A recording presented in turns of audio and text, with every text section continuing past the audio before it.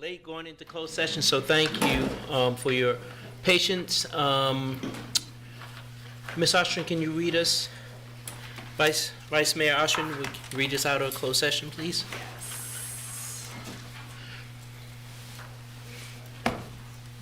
Language.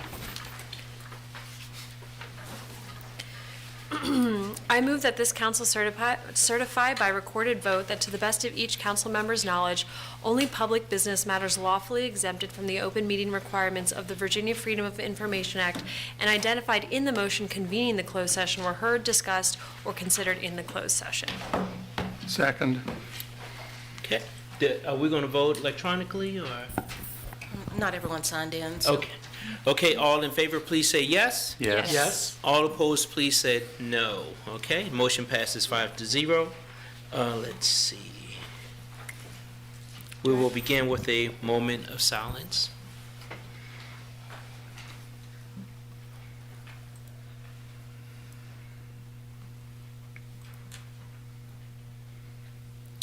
Thank you. Are there any announcements?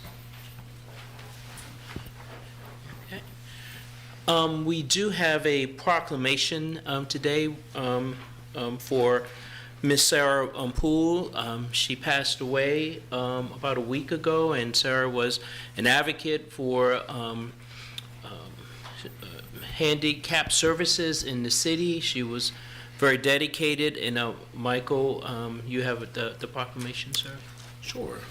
Yeah, and we'll just add, I think like all of us, when first came onto council, some of the first emails were from Sarah Poole, and she was never afraid to be a fierce critic of the city and advocate, but what struck me is she was always grounded in the facts of the ADA, and there were so many times where she was simply right on the facts of the ADA, and certainly reading her advocacy over the years changed my understanding of how important ADA issues are and how much work is left to be done. But that said, proclamation, whereas Sarah Elizabeth Poole, affectionately known as Sally, was born on November 6, 1959 in Charlottesville, Virginia, and from her earliest days embodied curiosity, compassion, and a deep love for learning and community. And whereas Sarah passed away on January 11, 2026 in her Charlottesville home after a courageous battle with breast cancer, leaving behind a city made better by her presence and a community grateful for her life. And whereas Sarah was a devoted wife of 42 years to Kevin Cox, a loving and inspiring mother to Christina, Mara, and Patrick Cox, a joyful grandmother to Rin Kimmelblatt, and a cherished sister to Alice Poole, Ann Poole, and Clyde F. Poole. And whereas when Sarah lost her vision to retinitis pigmentosa, she met this profound challenge not with limitation, but with determination, creativity, and grace, continuing to educate, nurture, and lead, including successfully homeschooling her 3 children and modeling a lifelong commitment to learning. And whereas Sarah transformed her lived experience as a person with a disability into powerful advocacy, working tirelessly to advance accessibility, dignity, and inclusion, and helping Charlottesville grow into a more welcoming and navigable city for residents and visitors of all abilities. And whereas while her advocacy led to meaningful physical improvements across the city, Sarah's most lasting gift is the awareness she inspired, deepening the community's understanding of the Americans with Disability Act as a vital civil rights promise and encouraging generations to see accessibility as essential to equity. And whereas even while enduring the profound challenges of cancer treatment, Sarah continued her work with courage and purpose, demonstrating extraordinary strength, generosity of spirit, and unwavering commitment to others. Now, therefore, be it proclaimed by the city, by the Council of the City of Charlottesville, that this city celebrates the life, legacy, and enduring impact of Sarah Elizabeth Poole, honoring her as an educator, advocate, and beloved member of the Charlottesville community. Be it further proclaimed that this council expresses its heartfelt gratitude for Sarah's lasting contributions and extends its deepest condolences to her family, friends, and all whose lives were enriched by her remarkable journey. Signed and dated the 20th date of January 2026, Mayor Juan Diego Wade. Is there anything further? Thank you. Kevin or someone from the family would you like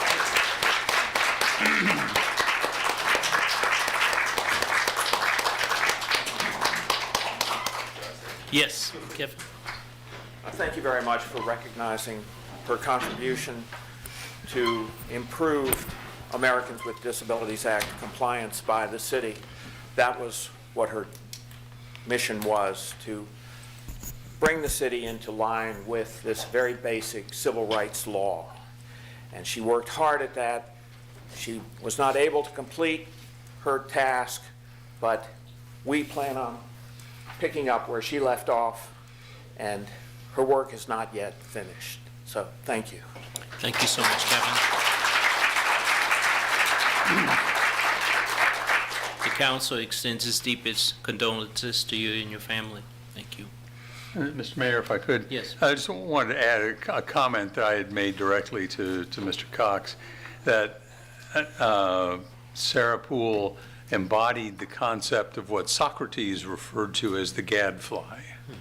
If you're a scholar of Socrates and Plato, Socrates regarded himself as the gadfly who would occasionally bite the rear end of the big old government to remind the government, A, I'm still here, and B, there's still a reason I'm still here. And to Socrates, that was a public function just as much as serving on this dais. And Sarah really embodied that. So. Thank you.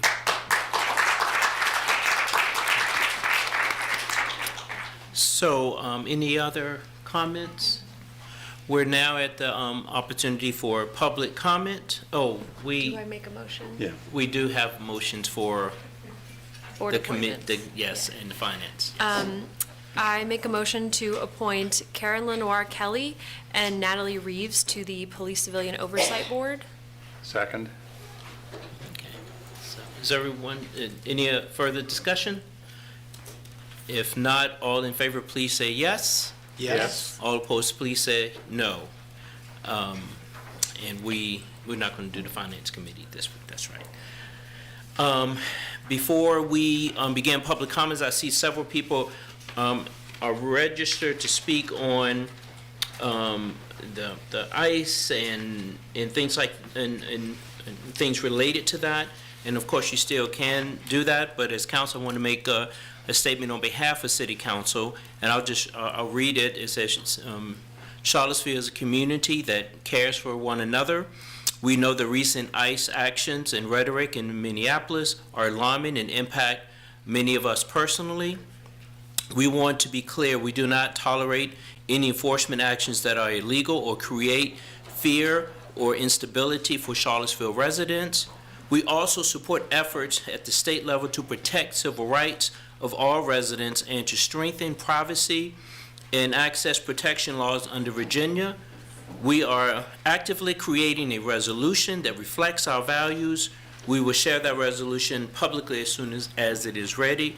We also honor that speaking out in peaceful protests are the core of an American healthy democracy, and we support residents who exercise those rights as part of civic life. In the meantime, we stand with the communities, agencies, organizations that work with those most at risk. We will continue to use council's voice, partnership, and authority to foster trust, dignity, and a sense of belonging to all Charlottesville residents.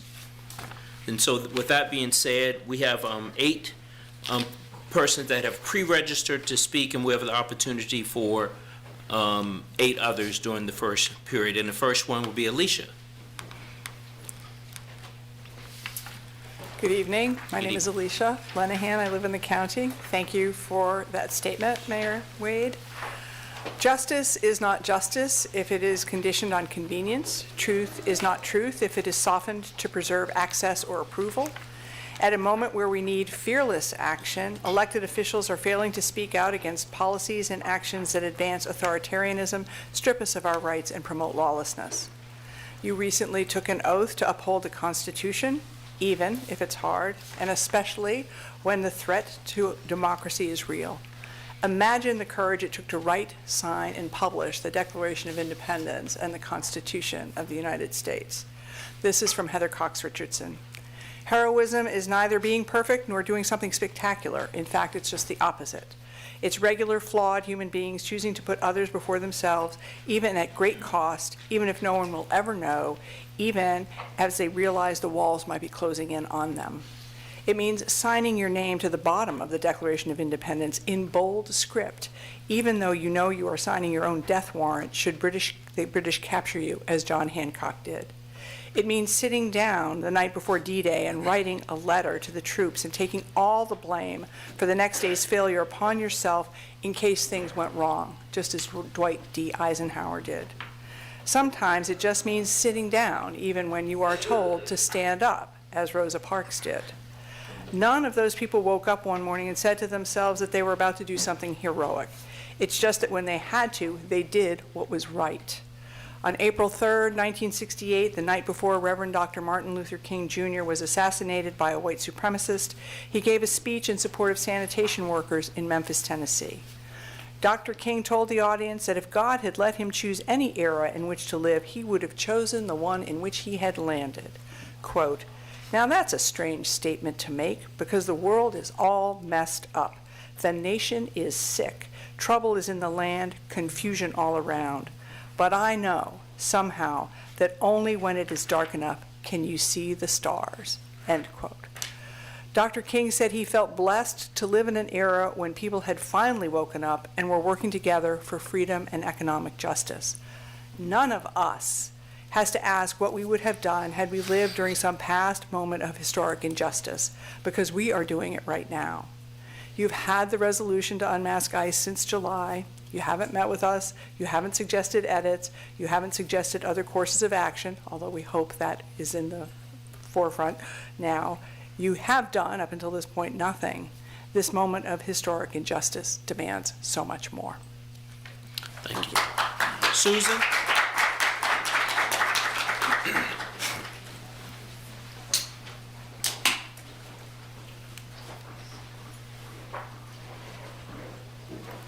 I'm Susan McCulley. I live in the county and I own property in the city. And I could have been Renee Good. I could have been murdered by a masked ICE agent and then maligned by the president and his cabinet, not because I did anything wrong, but because I'm a local activist, I live in a blue city, and I didn't give him my vote. Your partner, your friend, your neighbor, your child, you, any of us, could have been Renee Good. She's dead because ICE federal agents are acting recklessly and violently against not only undocumented folks and immigrants, but all of us. They're treating our streets like a video game. These cowardly masked thugs are terrorizing neighborhoods with impunity and the full support of the federal government. This is why we've been coming to you since May, asking you to take a stand to protect our community from the lawlessness of ICE agents. In July, we brought you a petition for the Unmask ICE resolution because we knew the violence and death would only expand if there was no resistance to their fear tactics. The Director of Homeland Security actually spoke from a podium emblazoned with Nazi philosophy. One of yours, one of ours, all of yours. Former federal prosecutor Joyce Vance points out that masking destroys accountability. She writes, quote, "There is literally no legitimate reason for ICE and Customs Border Patrol to continue to be masked during immigration enforcement actions, especially in light of the recent history of documented abuses. Anonymity accelerates that kind of behavior. It tells the agents they aren't accountable for violating people's civil rights." End quote. We understand that as a city council, it's frightening to stand up to the federal government, but public safety requires a bright line between local law enforcement and the paramilitary. Public safety requires law enforcement to ensure that those holding themselves out as federal agents are, in fact, authorized to act. We know this is scary. We're all scared, but we need to stand together to keep each other safe. In the time of the Nazis, Dietrich Bonhoeffer wrote, "Silence in the face of evil is itself evil. Not to speak is to speak. Not to act is to act." I could have been Renee Good. We all could. We look forward to hearing your resolution. Even the Nazis didn't wear masks. Heidi Berthoud. Sorry if I mispronounced your last name, but... Berthoud. Yes,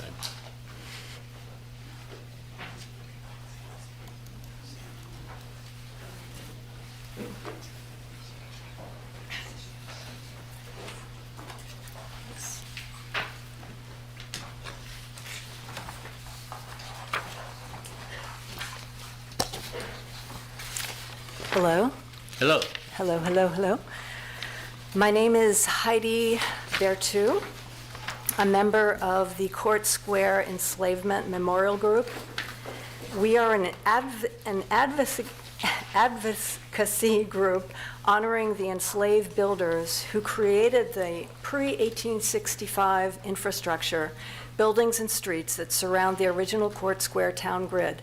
Yet during the 50-year Negro trader era, the city's wealthy sold those builders into cotton and sugar slavery in the Deep South. Around 2002, the city removed the only sign mentioning them. Councilors, we ask you to correct this now. It's been far too long. Deputy City Manager Freeze told us, no, this could not happen until we consulted descendants of enslaved ancestors. We had met with the NAACP and produced this list of 38 descendants who strongly want to see the updated sign installed. Mr. Freeze directed that we meet with the Parks Planning Board before we could move forward. We showed him how we already did so, but were told by planning to take our idea to the Historic Resources Committee. We presented the plan to the HRC. They said wait until their enslavement marker was installed. We waited for that event, which was in March 2025. Then on October 25th, to clearly explain the sign needing restoration, we delivered 7 slate plaques below, as you can see on the photos below. And you, Mr. Sanders, and 5 council members and the Historic Preservation Officer each received a plaque. We also reworded the sign to meet the HRC's excellent humanization protocols. Mr. Freeze told us that he understood our concern. The city was engaging in historic erasure. Then Mr. Freeze surprised us. He said we must apply to a coming but non-existent new city board. We'd have to wait another 1 or 2 years to make a separate application, or we could petition the city council for a vote. We told Mr. Freeze we do not have time to wait. Our senior members are dying. In a single month, we've lost Mr. Eugene Williams and Howard University Dean Dr. Marie Baker. I turn to you, Mr. Sanders, because on January 2nd, we asked you to schedule a vote to replace the sign. We will collaborate with other citizen groups in town before we renew our request for a vote. We are targeting the end of Black History Month. Please, honored city councilors, keep a file of the statements we are giving you for future review and voting. Our request is to reinstall the sign to a post on the south curb side of the building known as Number Nothing. This building has also been called Zero Park Street at the corner of East Jefferson Street. The sign reads, Traditional Sign of Enslavement Auction Block. Thank you. Thank you so much. The next speaker is Michael Bodette. Correct. I got it. Yeah, thank you.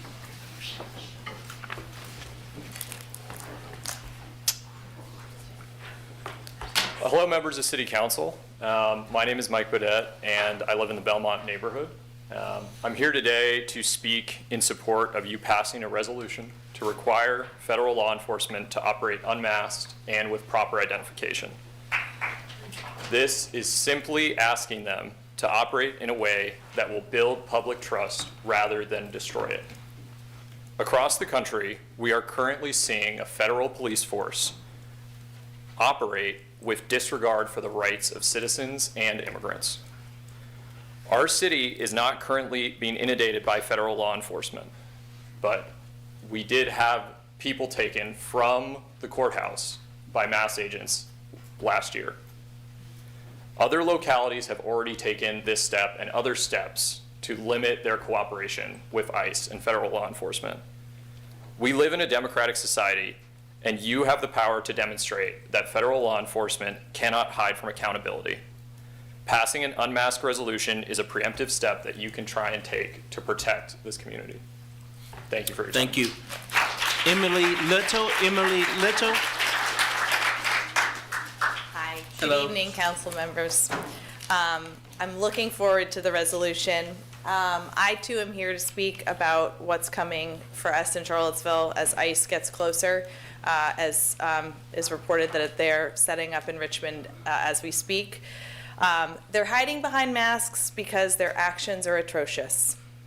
And our poor immigrant neighbors are hiding now at home because they're fearful. I interact with immigrants every day in my work, and they are changing their lives in order to avoid being separated from their families and from the lives that they know now. I spoke to a woman the other day who they literally have a plan in the grocery store so that they can get in and out of the grocery store as fast as possible, because that is one of the scariest things that they have to do each week. They're scared to pick up their kids from school, so kids are now walking home alone or farther from their houses. They're choosing different routes to walk home each day, which is not good for the safety of children. So our immigrant neighbors are doing all of these things to make themselves safe. And as their allies, I want us to do more in this city. We need to do everything that we possibly can, including asking ICE to unmask and to identify themselves. It is the least that we can do as their neighbors. These are the women who clean our hospitals.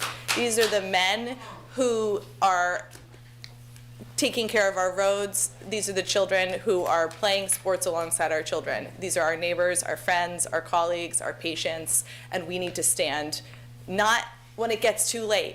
We need to be aggressive and get on top of this. So I think I'm asking you, I love that we're getting closer. It sounds like we're getting closer to a resolution, but I just want us to be on top of this because ICE is preparing. They have more money than we can imagine, but we have the people power. So let's get the people power of Charlottesville on top of this. Thank you. Thank you. Jody Sweeney. Jody Sweeney.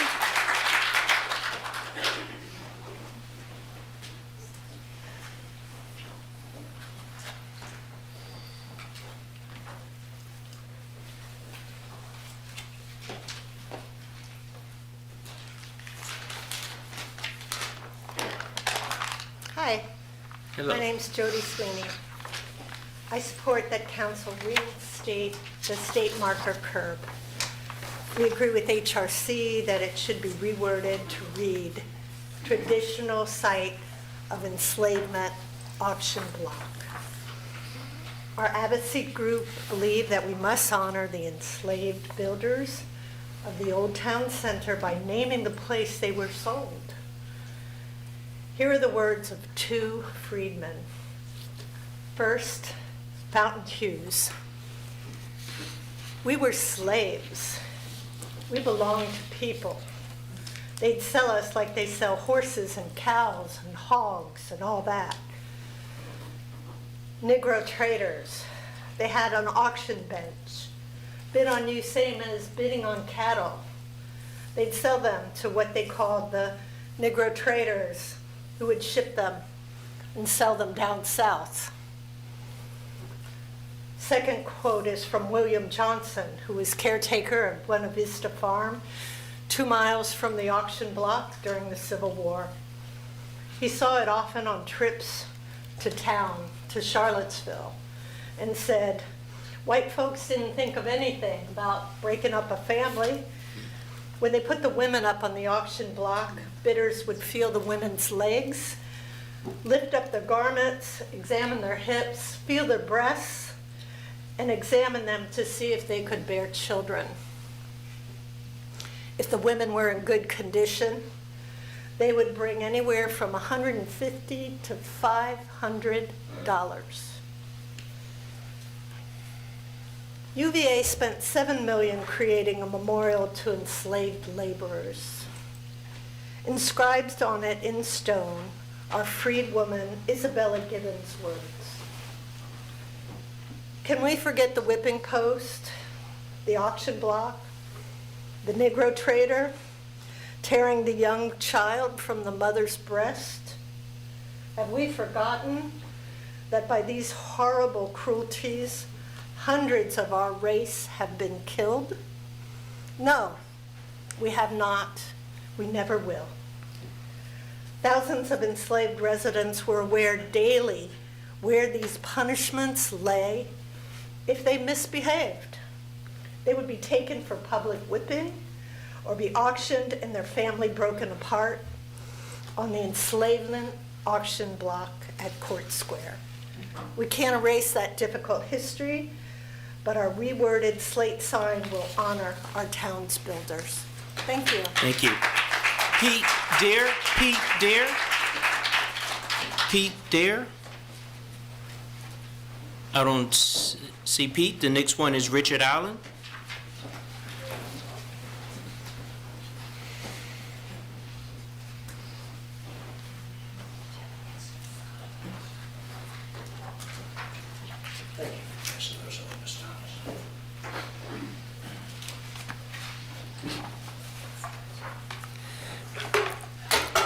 Councilors and Mr. Sanders, I'm Richard Allen, our group's research secretary. Let me reiterate Heidi's words.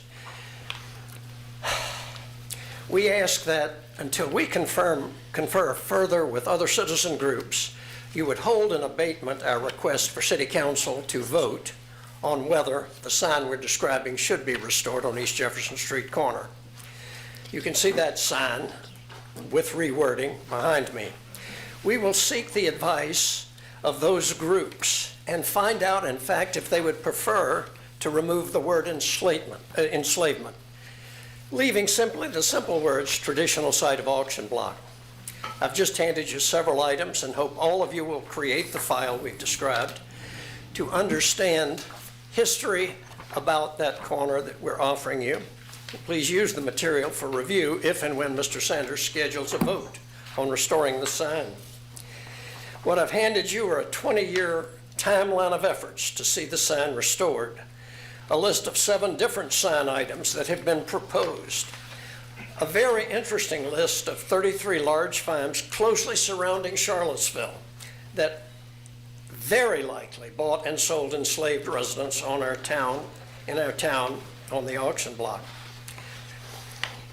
Another item that I have for you is a picture of the idea, and I've given you that picture, of what we hope you will consider, placing an urn behind the sign in the appropriate corner that has growing things and in that manner changes a place that's been soul-killing into a place that's more hopeful and life-enhancing. And the final thing I've given you is a narrative about a 300-person slave coffle that was marched down the Shenandoah Valley from Winchester. When it reached Stanton, it is extremely likely that a platoon of coffled men and boys was marched out of the slave pen basements here at Court Square over to Stanton to join this coffle, which marched for 4 months overland to Natchez. These men and boys wore up to 20 pounds of shackles on legs and arms and the long chain that went down the middle of the platoon. We want you to be aware, and all citizens to be aware, of this tragic history at the same time that we ask you to stand by as we speak with other groups and come back to you about this issue. Thank you. Thank you, Richard. We have the opportunity for 9 people to speak now. Who would like to speak? This one. Good evening. Good evening. Good evening. I'm Rosia Parker. As we were talking about student housing in the last meeting, I want to reiterate Wortland and 10th and Page student housing, the Dairy Market expansion, and the hotel on Merritt, the Marriott. I want to understand that we're going to be around still the same core neighborhood. So what is the plan that y'all are still allowing developers to come in and still build? So I just wanted to bring that up instead of just the student housing on Main Street, because this is still surrounding low-income housing and disadvantaged community, and that still puts us as being displaced because we can't afford to live in the dairy market. We're not going to be able to afford to go to the Marriott. So my thing is, We can't live at Wartland and 10th and Page. So still, what is going to be the outcome of these three projects that's getting ready to take place around the core neighborhood? So I think that these are things that we might have to start fighting against too, just like we have already been fighting against the dairy market. So as a black woman living in low-income housing, I think this needs to be addressed. Don, did you have your hand up?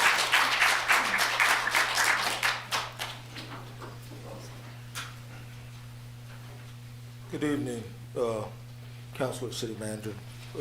Good evening. Madam Clerk. Happy New Year, everyone. I'm glad to see the resolution to appropriate funds for the neighborhood market. I hope that comes to fruition and that you all do everything possible to make sure that is actually going to happen. I also want to say that we've got to be prepared for ICE. As was previously mentioned, they're already in Petersburg, they're already in Richmond, and I don't ever want us to slide into the slippers of comfortability again and think that it can't happen here. We've certainly seen that the idiocy that goes on in Minneapolis and what has happened in D.C., it certainly can happen here. So as much as we can be prepared, we need to do so.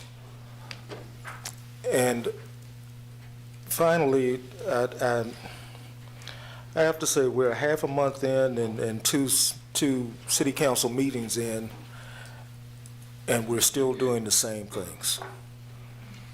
You can't ask for citizen involvement and then repeatedly and constantly turn away people who want to be involved.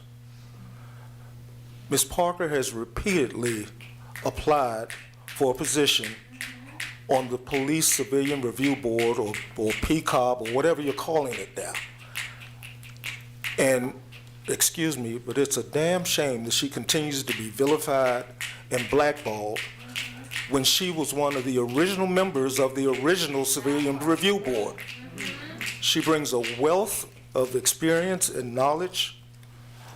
She is a staunch advocate for public housing, for low income, for the disadvantaged, and for this community as a whole. And for her to continue to be overlooked, ignored, it's not right. And you all know that it's not right. So, if you will, that incredible filmmaker Spike Lee called, and he's imploring you, do the right thing. You've got some 19 boards, I believe, that have almost 40 vacancies or expired terms. You cannot continue to ask the citizens to be involved, and then when they try to be, you turn them down. Please, let's rethink some things before we get too deep into this year and too deep into these terms. Thank you. Thank you. Angela? Yeah. I'm sorry. No, you go. I'm closer, so, and I'm going to be quick. My name is Kristen Sakis. I live on Otter Street in the city, and I am here, actually the community market is something else that I would also like to reiterate what Mr. Gathers said. But the state law in Virginia forbidding people to wear masks was put in place because of the Ku Klux Klan. It was to fight white supremacy. It was to say, in this community, we take ownership of who we are, and if we want to say something, we take ownership of it. And now we have a white supremacist agency that is taking over our cities, coming in to try to take people out, and they are using the same tactic of covering their faces because they, as previous speakers have said, know that what they're doing is wrong. They know it's shameful. They're not willing to take credit for their own actions, to take responsibility. And as the government of this city, as the people who stand for us, who represent us, we need you to protect us. We need you to make a resolution, whether it's binding or not, and we need to work at the state level as well, but we need you to say not in our town. Thank you. Thank you. Angela and then Wendy. Hey, y'all. good. How y'all doing? Good. My name's Angela Carr, FAR board member, community. I'm in my 30s, so I've been here my whole entire life. I want to kind of touch base on 3 different things. Earlier, when I was hearing all of what Ms. Kelly was speaking about, I honestly heard a lot of contradicting statements, but I'm not going to go into it because I only got a few minutes and I kind of want to touch base about a lot.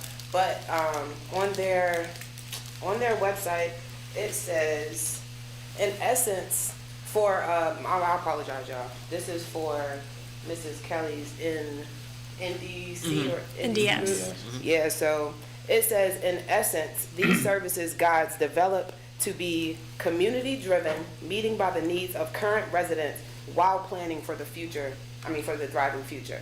So that means, to me, that you guys should go to the community before you worry about the students. You guys should go to the community before you, before you put students first. It should be community first. You know what I mean? Just being honest, we accept anybody that comes to Charlottesville. I'm not saying that we can't accept them, but I'm just saying we're accepting people coming into spaces and kind of not being accepted into their spaces. So I just feel like, you know what I mean, it should be both ways. If we're not allowed to go at UVA and feel accepted, then they shouldn't be allowed to come to Fikeville or Potemkin Page and be accepted. I'm just saying, if we go, you know what I mean, it should be the same. But, and then touching bases on the plaque. We have a sister city in Ghana called Wendy, and you've been there quite a few times, and our sister city has those plaques. Our sister city has the last bath plaque, the plaques where slaves were sold. So how can our sister city have something that the main city don't got? You know what I mean? So I was just listening to that, and it kind of made me cry because, to erase something that our people went through is just it's not fair. That was surprising to hear that was even gone, and I didn't know anything about it. So it's kind of the Most High pulling me in different areas, and I felt like I had to speak on that. And then for the last 48 seconds, I want to give my whole condolence to the Hispanic community, completely, because to be jerked up out your house, to be taken from your kids, when you said, these are literally our family. They are our family. They, the Mexican community, it was 300 black slaves that ran to Mexico, and the Mexicans opened up their gates here, we're going to give you arms, we're going to give you food, plant that, can't nobody come take you or touch you. And they stood up for us. So how can we stand still and not stand up for people that stood up for us? Let's keep it a band. You know what I mean? So, and these are people that built our homes, like you said. You know what I'm saying? These are people that built the McIntyre, that new crossway where y'all put the stop sign. I'm gonna make it quick. Right there with the stop sign that we can go up Pantops and down 250. All I saw was Hispanics making that. And they finished that in a timely manner. We gotta respect them like they gotta.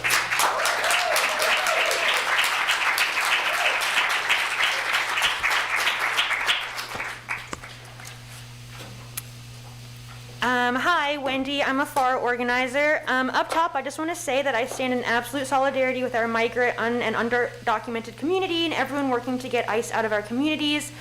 The rest of my public comment is going to focus on the enraging earlier 4 p.m. work session on student housing. First, you can rename student housing whatever you want. You can call it single room rentals, call it butterflies and rainbows, call it whatever euphemism you want, but you cannot hide the fact that even though it is not legally required to only house students, it will only ever house students because the only people who can afford to live there are the rich mommies and daddies of mostly white students. I can tell you who is not living there, the single black mother working 2 jobs in the gig economy, making less than $30K a year. And neither is the average registered nurse at UVA. Literally ask the UVA union if any of their members can afford to live on West Main. Secondly, you can design those luxury student apartments however way you want to make them blend into the rest of Charlottesville, but making your gentrifying building look like the rest of colonial Charlottesville's architecture, because lest we forget that Charlottesville architecture is deeply steeped in colonialism, native genocide, and white supremacy. Making your gentrifying building look like the rest of colonial Charlottesville does not make it any less racist or white supremacist or violent as a structure of theft. You are just making the boot on black and brown people's neck look more colonial, but a boot is still a boot. 3, I want to pose a question. Why do you think 10th and Page and Fifeville are both historically core black neighborhoods and so close to UVA? That is not a coincidence. They are both black and desirable neighborhoods with convenient locations next to UVA and fun things to do in Charlottesville, because UVA is a plantation that enslaved black people as chattel property. So when you're talking about these communities being desirable because they're close to UVA, it is not some happenstance that black and brown people happen to live in those communities. It is because they were enslaved by UVA and they were there first. Residents lived there first. They lived there before any student on UVA. They literally lived there because of UVA, because they built UVA. So you don't get to just come in and build shit for students because it's desirable and close to the downtown mall, which, by the way, only exists because they demolished Vinegar Hill to serve UVA students. 4, something was said about overlays preventing residents from building wealth, like adding duplexes, and that city council shouldn't just tell them that they can't do stuff. Literally no one is saying that. A core neighborhood overlay doesn't mean residents can't do stuff. But also, the people sitting up here, and specifically the counselor who said this, are not talking to the community, asking them if they want a core neighborhood overlay. We are, and residents right now are saying they want an overlay to hold on to their homes. Their number one concern right now is not adding a duplex on their property. It is literally wondering if they are going to be homeless when they retire because of the giant-ass building that is about to inflate the crap out of their property taxes. You do not get to prescribe how residents build wealth, and you sure as hell are not going to use community wealth as a disguise to hide behind to bring more wealthy white students into core black neighborhoods. Who else would like to speak? Yeah.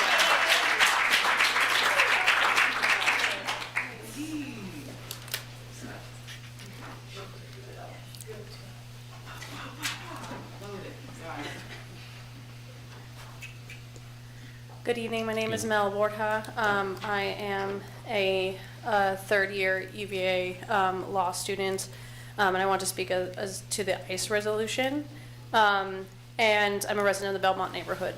I'm also pleased to have about half a dozen UVA law students here with me as well.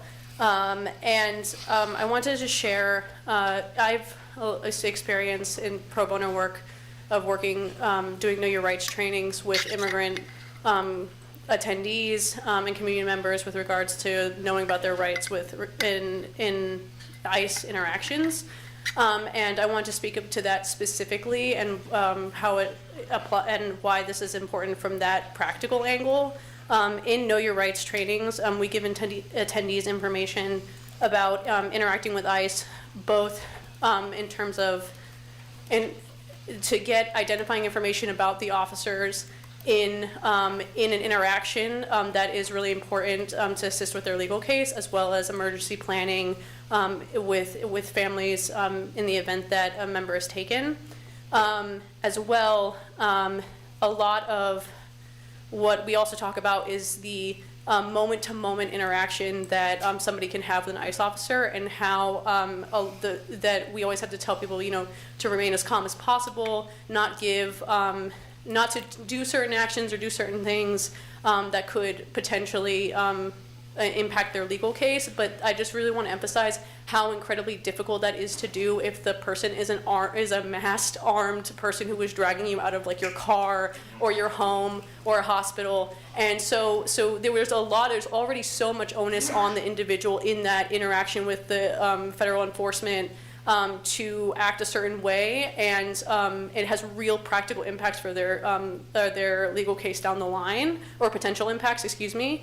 And so I want to speak to that specifically about why I really appreciate that the resolution. It sounds that a lot of Charlottesville's values will be included in that resolution. I really appreciate that, but I really, from that practical angle, want to say, please go further and demand that the federal enforcement be unmasked because of these really practical impacts. And I'm not an attorney, but I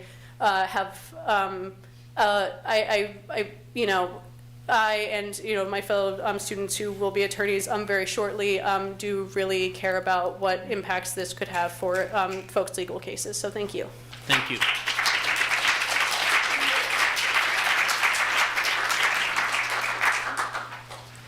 Hello, my name is Terry Tyree. I'm a resident at South First Street. an intern at FAR, and a chapter leader at Virginia Organizing. I am here to speak in support of protecting Charlottesville core neighborhoods while we address housing needs thoughtfully and equitably. Within a half mile of the university, we are seeing average home values jump from roughly $149,000 to over $325,000. That inflation is not acceptable. It's not accidental. It is driven by speculative investment tied to student housing demand, bonus height allowances, and zoning incentives that overwhelmingly favor investors over residents.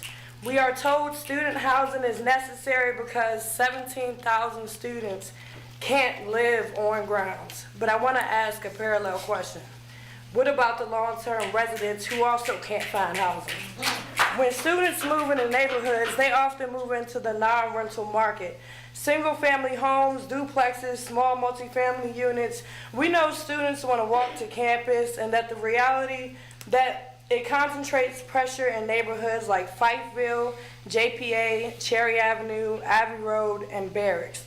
The result is displacement, inflated land values, and the erosion of historically Black and working class communities, especially within a 5-minute walk of Cherry Avenue, where Black-owned businesses already lost leverage, and West Main Street. We are now seeing 11-story amenity-heavy buildings that cater almost exclusively to student use. Renaming these developments or rebranding them does not change the outcome. Aesthetics alone will not preserve Charlottesville character, and they certainly won't close the 10-year life expectancy gap that exists in our core neighborhoods today. If we are considering bonus height, tax abatements, and in-lieu fees, we must ask, why not prioritize FAR-style engagement strategies and reinvest those tools directly into core neighborhoods? In-lieu fees are not reliable revenue source, and they often get passed back onto renters, deepening inequity instead of reducing it. We need stronger protections, slowing annual rent increases, and revisiting bar oversight to restore meaningful review. UVA has stated enrollment will not significantly grow through 2030, yet new programs continue to add students annually. Meanwhile, the cities bear the cost. While land is removed, the tax base, or abated to support student-focused development. I support exploring student housing overlay districts, but they must carefully calibrate, geographically target, and pair it with the protections for surrounding core neighborhoods. Thank you.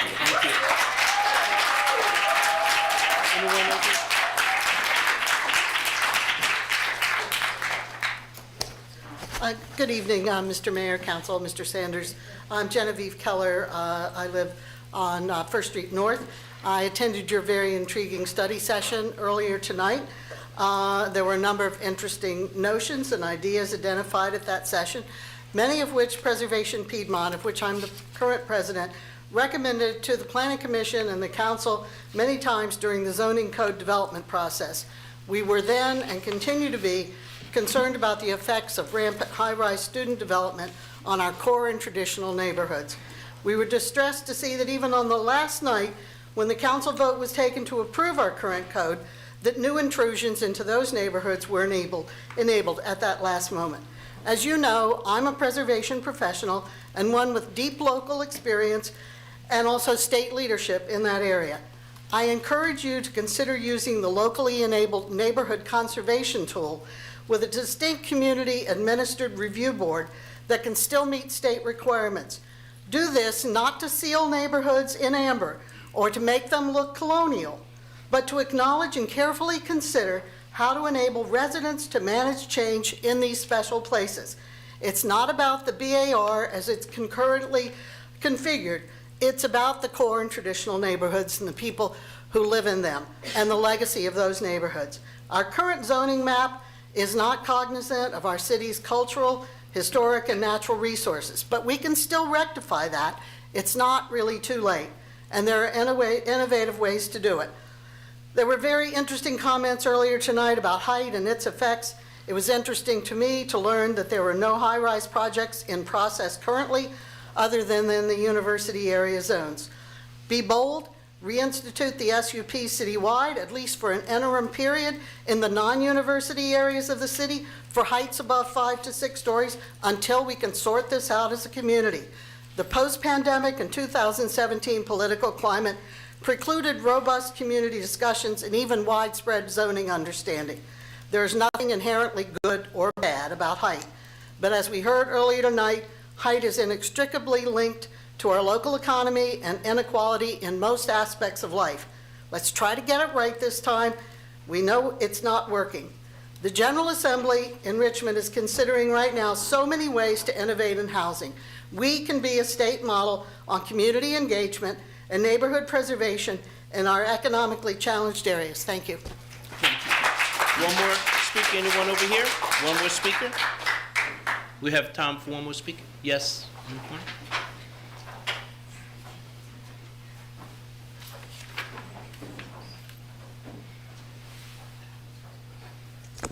Hello, thank you so much for the time for public comment. My name is Anna Figueroa. I'm a third-year law student at UVA Law. I specialize in immigration as a student, and I'm going to be an immigrant defending lawyer after I graduate. Hopefully that happens. So as like Mel, I also have done several Know Your Rights trainings, and I just want to emphasize the importance that this ordinance could be for people on the ground as a tool.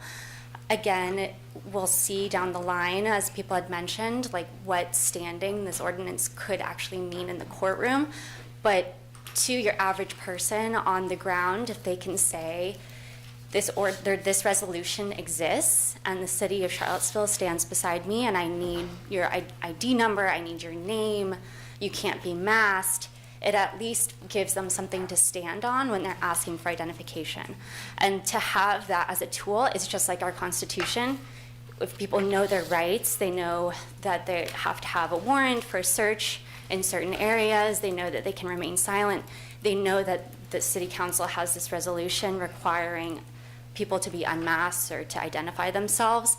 That gives them power, and that gives them something to stand on in these and can be very important in a future legal case. So I just can't emphasize enough what this action could mean for people. So, thank you. Thank you. So that was the last opportunity for public. At this time, we'll have another opportunity at the end of the meeting. Madam Clerk, will you please read the consent agenda?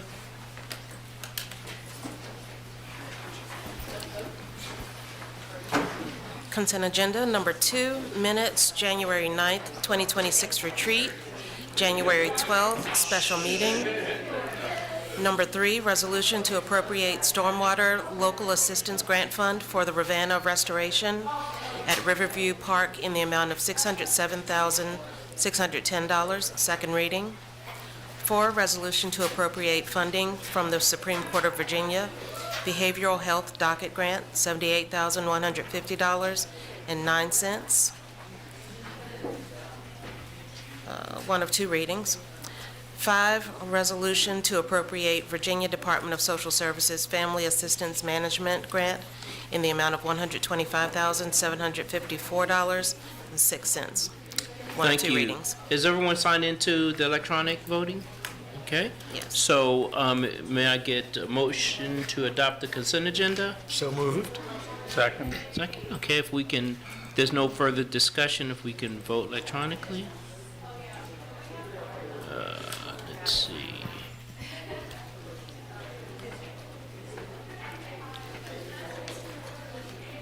Okay, the motion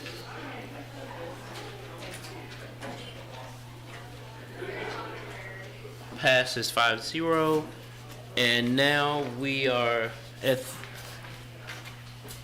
the city manager's report.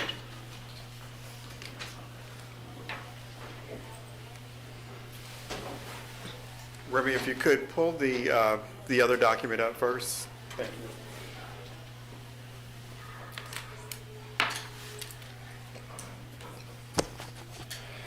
Good evening. I have a way of clearing out the room as usual, because folks don't want to hear some of my boring stuff, I guess. This is my quarterly work plan update. I provide this as a peek at what are we doing, how are we doing, and then at the beginning of the fiscal year, I outline what were we going to actually get done. I'm going to just quickly just highlight this document as well as the slide deck that I'm about to go through are posted in the transparency portal on the website. I do that every quarter just to make sure that the public stays connected to some of the conversations that I'm having about our progress over the course of each year, but in quarterly segments. Everything that is highlighted in yellow is an update. It's a status update. The notes section is giving additional information for the public at large. So I'm just quickly pointing that out to you, but I'm going to go into a slide deck after this. So in each page, you'll see that wherever there's a highlight, that's an indication of forward movement. It may not be as much forward movement as someone like me wants because I'm impatient. I want everything to move. But I'm always trying to indicate that we are getting things done and we're moving forward on the many things that are outlined. And this document is arranged around Council's 9 strategic outcome areas and your commitment to community prosperity. So again, just pointing out to you that these are indications of action and progress. All right, Remy, if you could pull up the slide deck for me, thanks.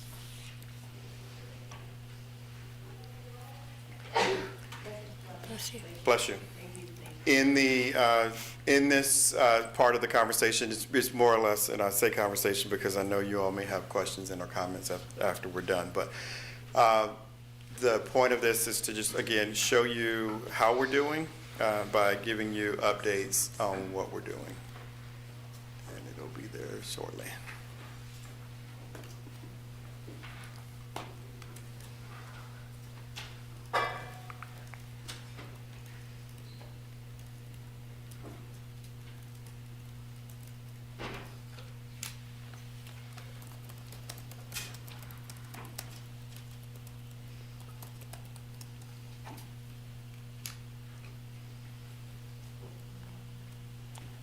Sorry, technical difficulties, stand by.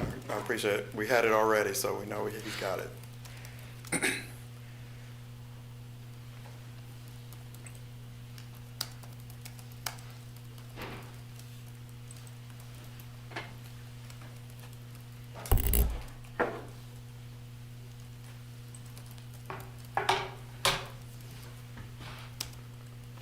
There we go. All right. So Remy's not stressing anymore. All right. So again, just pointing out that I initially presented this to council in July at the start of our fiscal year. At the bottom, you see that the term implementing our plans, that is my theme for the year. The goal is to make sure that any plans that we have that we've been working on, that we are working towards implementing those and they're not sitting on a shelf because that's the other use for a plan is you just let them sit on a shelf and collect dust. So just items that I wanted to highlight for things that we've delivered this quarter.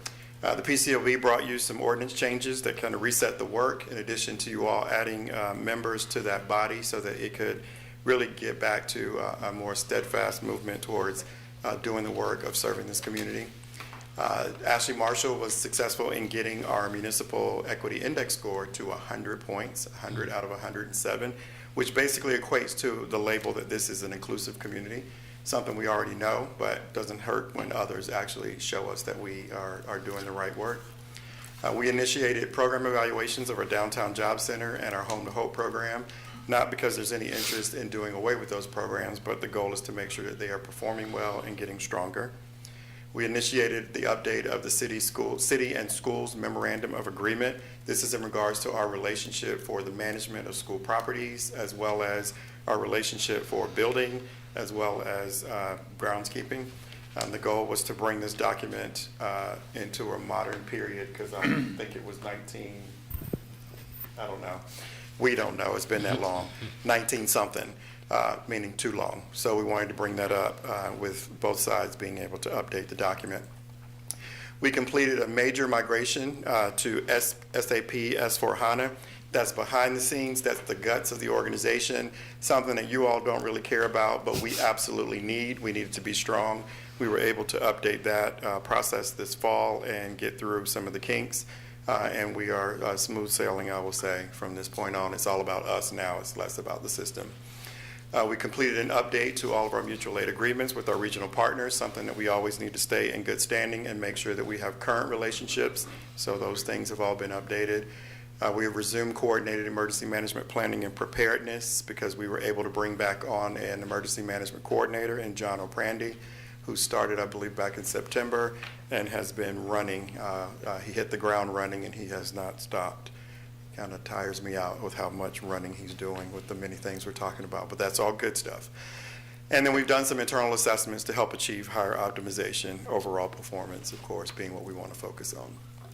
We also bought this nice big 27,000 square foot building as a homelessness intervention. So the city is now working with our community partners. Got fans in the audience.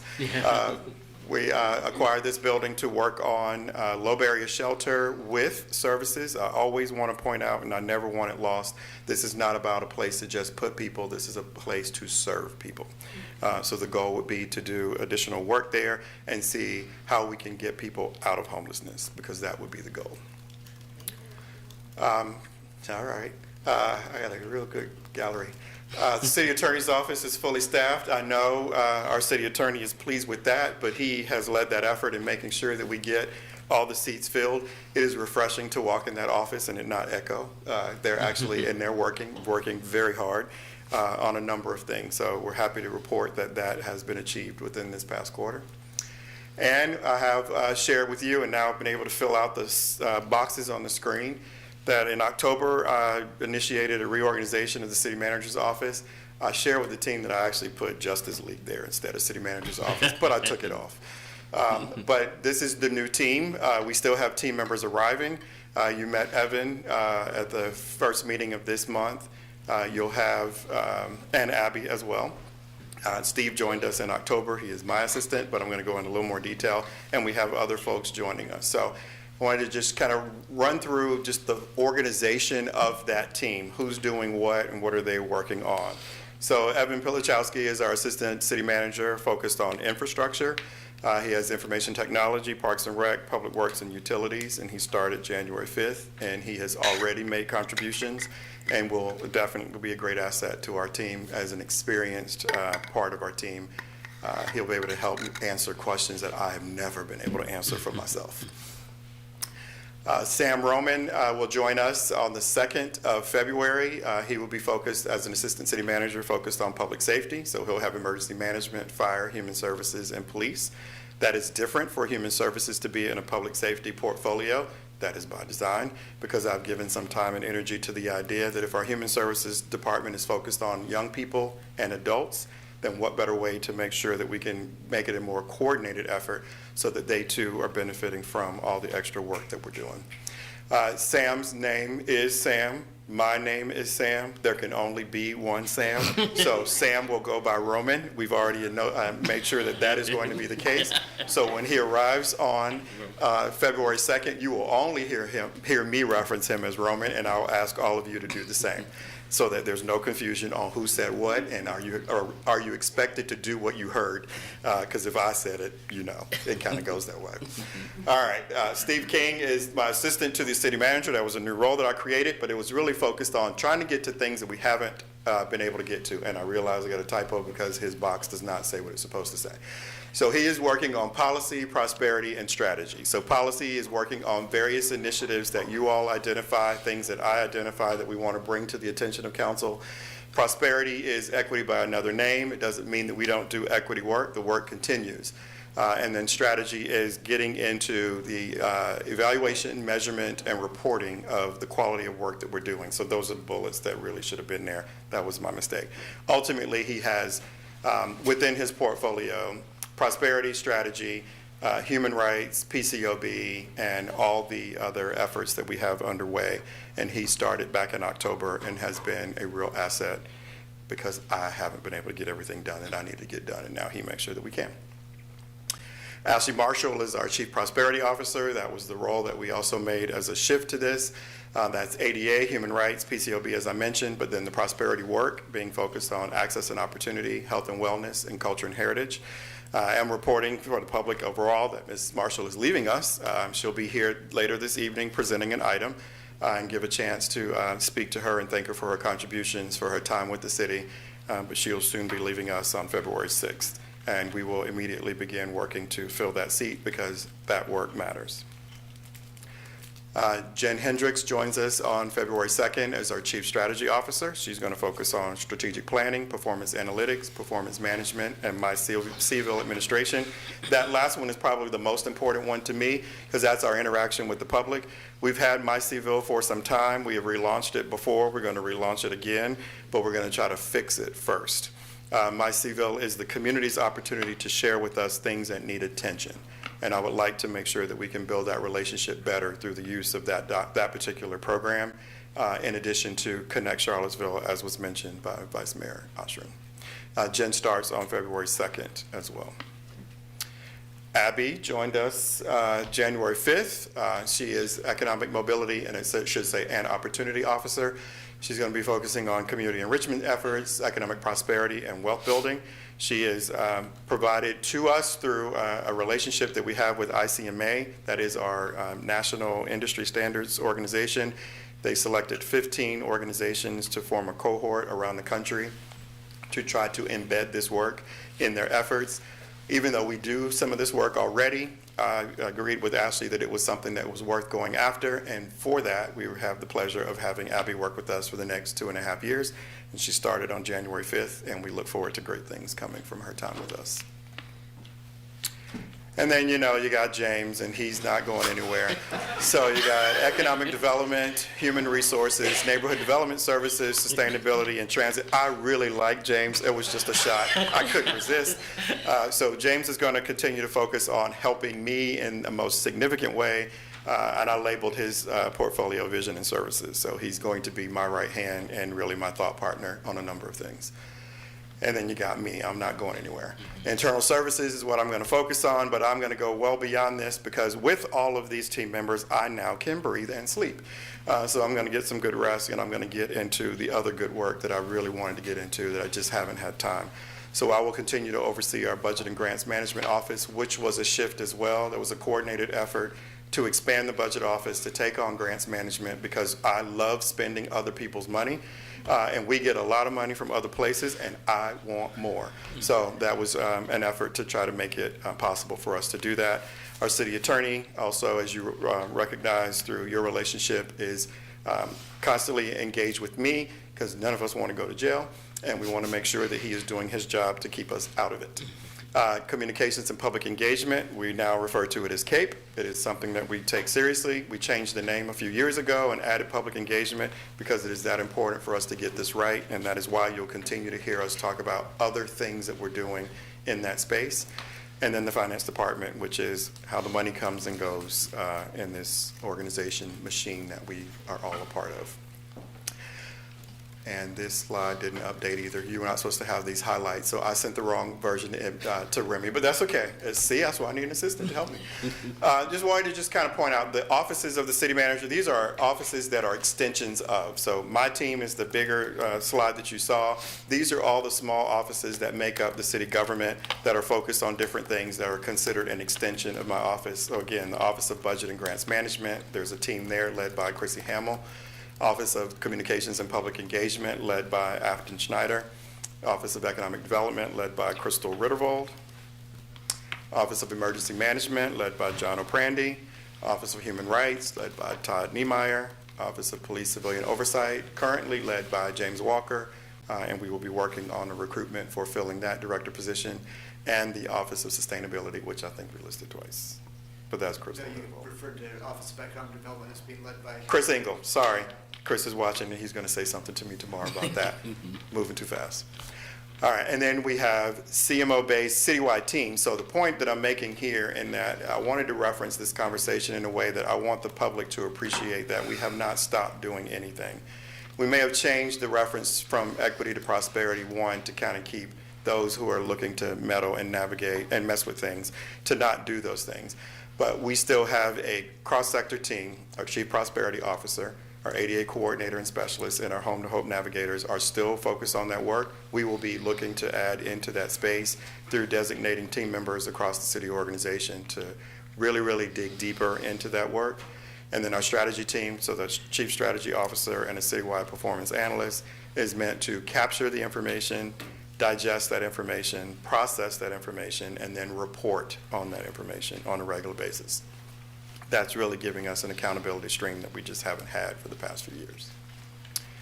Organization of excellence is what it's all about. That is why we do the work. It is why I spent the time focused on the things that I wanted to change and make sure that they were getting stronger, because you have a vision, and my goal is to do what I can to help you implement it, and that is to be a place where everyone thrives. I'm also going to make sure that in our next meeting, actually your next meeting is a work session next week. It is the first of the budget series, and in that we're going to show you the results from my series of budget engagements with the public last week. We used Monopoly money to present an opportunity for folks to spend money tied to their spending towards priorities, with the priorities being framed by yours, because it makes it work together. But we have the results of that, and we as a budget team are going to use that to compare how the public in 3 different nights spent $10,000 per person who walked in the door on all of your vision items, and I wanted to share that with you so that you can appreciate what the public says, because you now are going to be adopting a budget in April that should say very similar things. So that's the test. So that's what I have for you. Thank you. Thank you. Any questions? Oh, any questions? No, I would just remark for the community, I think hearing this just makes me reflect, obviously, you know, anytime a city manager or county administrator comes on, you know, they set the structure they want and fill it. And for probably 5 or 6 years, city government has been in a space where that was not possible. So really, for the first time in 5 or 6 years, our city manager, Sam, has had the space to do this. And then you think about department to department, everything else that you know can improve and change. And I just hope the community can appreciate the scale of the challenge that our city manager came in kind of inheriting in the amount of work that goes into this and the trajectory that we're on. Thank you. And I'll just add to that it has made a difference. The public sees this and notices this. Was when I'm out with residents, business owners, visitors, they notice the difference of the stability and how the city is moving forward in a very deliberate way. So glad that you're getting fully stocked with your team, and it's making a difference. So thank you. All right. Thank you very much. We are now going into action items, and the first action item is an ordinance approving amendments to previous ordinance authorizing a forgivable loan to supportive housing for Vista 29. Is the first of 2 reading. Brenda, hey. Good evening. Good For evening. the record, I'm Brenda Kelly, and this first item in front of you is to amend a previously approved ordinance to change some terms in the forgivable loan agreement. And so you have all seen this except for one of you. So for a little bit of reminder, background, the presentation in front of you. So this is for the former Red Roof Inn site. It's actually in Albemarle County, but the purpose of the project is very important to the city of Charlottesville. That's why you elected to support funding for the project. This property where the yellow star is was purchased by Piedmont Housing Alliance, and then the property was subdivided, and Support Works Housing purchased a portion of the parcel. The total funding support is a little over $4 million between the city and the county. The project itself, which is shown in this red circle area, is 80 units of affordable housing with support services, also known as permanent supportive housing. The proposal is 12 units at less than 40% AMI, 28 units at or less than 50% AMI, and 40 units at or less than 60% AMI. It's currently under construction. Expected occupancy is in December. So the item in front of you today is a forgivable loan agreement. There are some terms that has been requested to be revised from the original version you approved.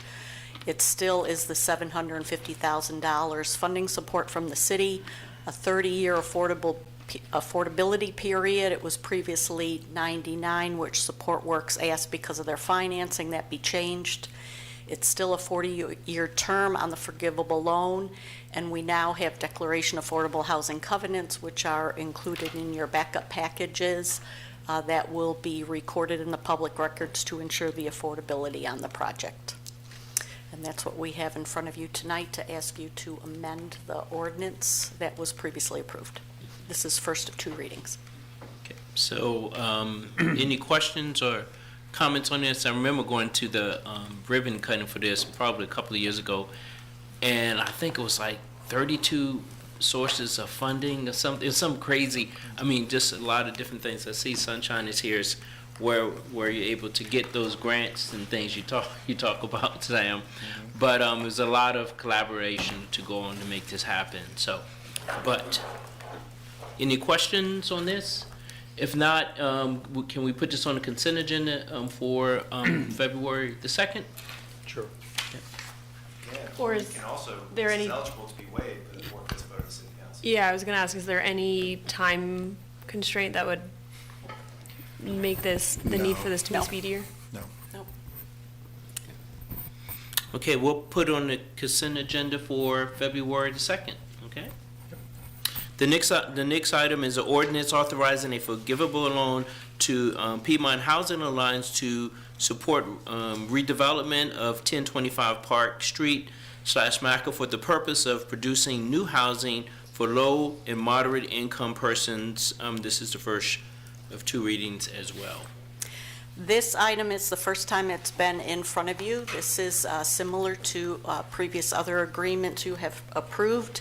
Before I start with the presentation, we were asked today to make some corrections to the agenda memo that's in front of you.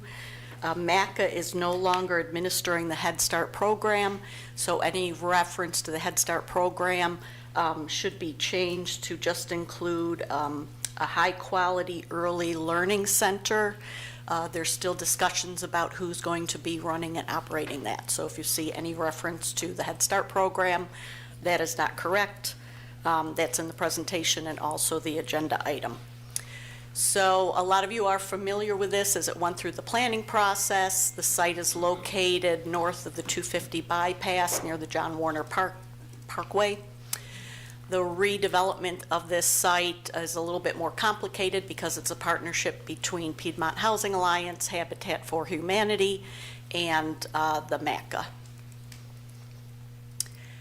The funding support in front of you in the loan agreement and the associated documents is for a total of $3,770,000.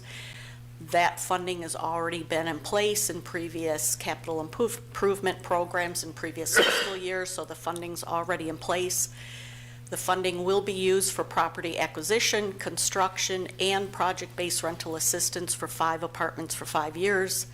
There are 2 separate declaration of affordable housing covenants to be recorded in the public records.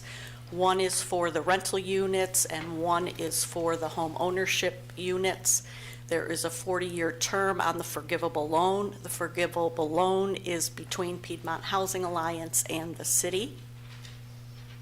This is the actual project that will be built on the site. It's 86 new apartments, home ownership townhomes. There are 8 market rate homes proposed for the site. The city funding is not going towards the market rate home. It's going towards the affordability of the affordable units, and 5,000 square feet for an early learning center. Some of the community amenities for the residents are community rooms, bicycle storage, recreation paths, open green space, and food. So here's the terms of the agreements in front of you. The rental apartments, a 99-year affordability period, 66 units. You can see the breakdown at the AMI levels in front of you. The Habitat for Sale homes is a minimum 30-year affordability period. Again, the unit's broken down by the AMI. Construction is expected to start in the fall or winter of this year. And that might be it. So Mr. Mathon's here in case there's any questions. And, and we are asking you to waive the second reading in this instance because PHA would like to close on the property this month. So that would take a 4/5 vote to waive the second reading and approve this at first reading tonight. Any questions on this one? I know this is a great site for this type of project. We've been waiting on it to get started for quite a while, so it's good that it sounds like it's about time. So, Michael, any questions about it in general or approving it tonight? I don't have any questions. Natalie? No. My only question is, has there been any change in the site plan or the layout of things, or? No, there hasn't, and one of the requirements before we allocate any funding is that they are required to provide proof that they have had the site plan approved. So if there are any changes and it's all approved through the process, then they would not be able to get any funding until those additions or changes were approved by the city. Okay, so if it sounds like we have enough support to approve it tonight. If so, may I get a motion to approve this? I make a motion to waive the second reading of the attached ordinance authorizing a forgivable loan to PHA for the 1025 Park Street/Macca site and to adopt the attached ordinance at tonight's first reading. Second. Second, further discussion? If not, if we can vote electronically on this. The motion passes 5-0. And thank you. The next item on the agenda is a resolution supporting Dogwood Veterans Memorial Pedestrian Bridge and Parking Area. Brennan.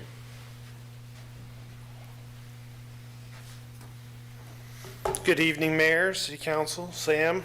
Good evening. So here tonight for the Dogwood Memorial Pedestrian Bridge.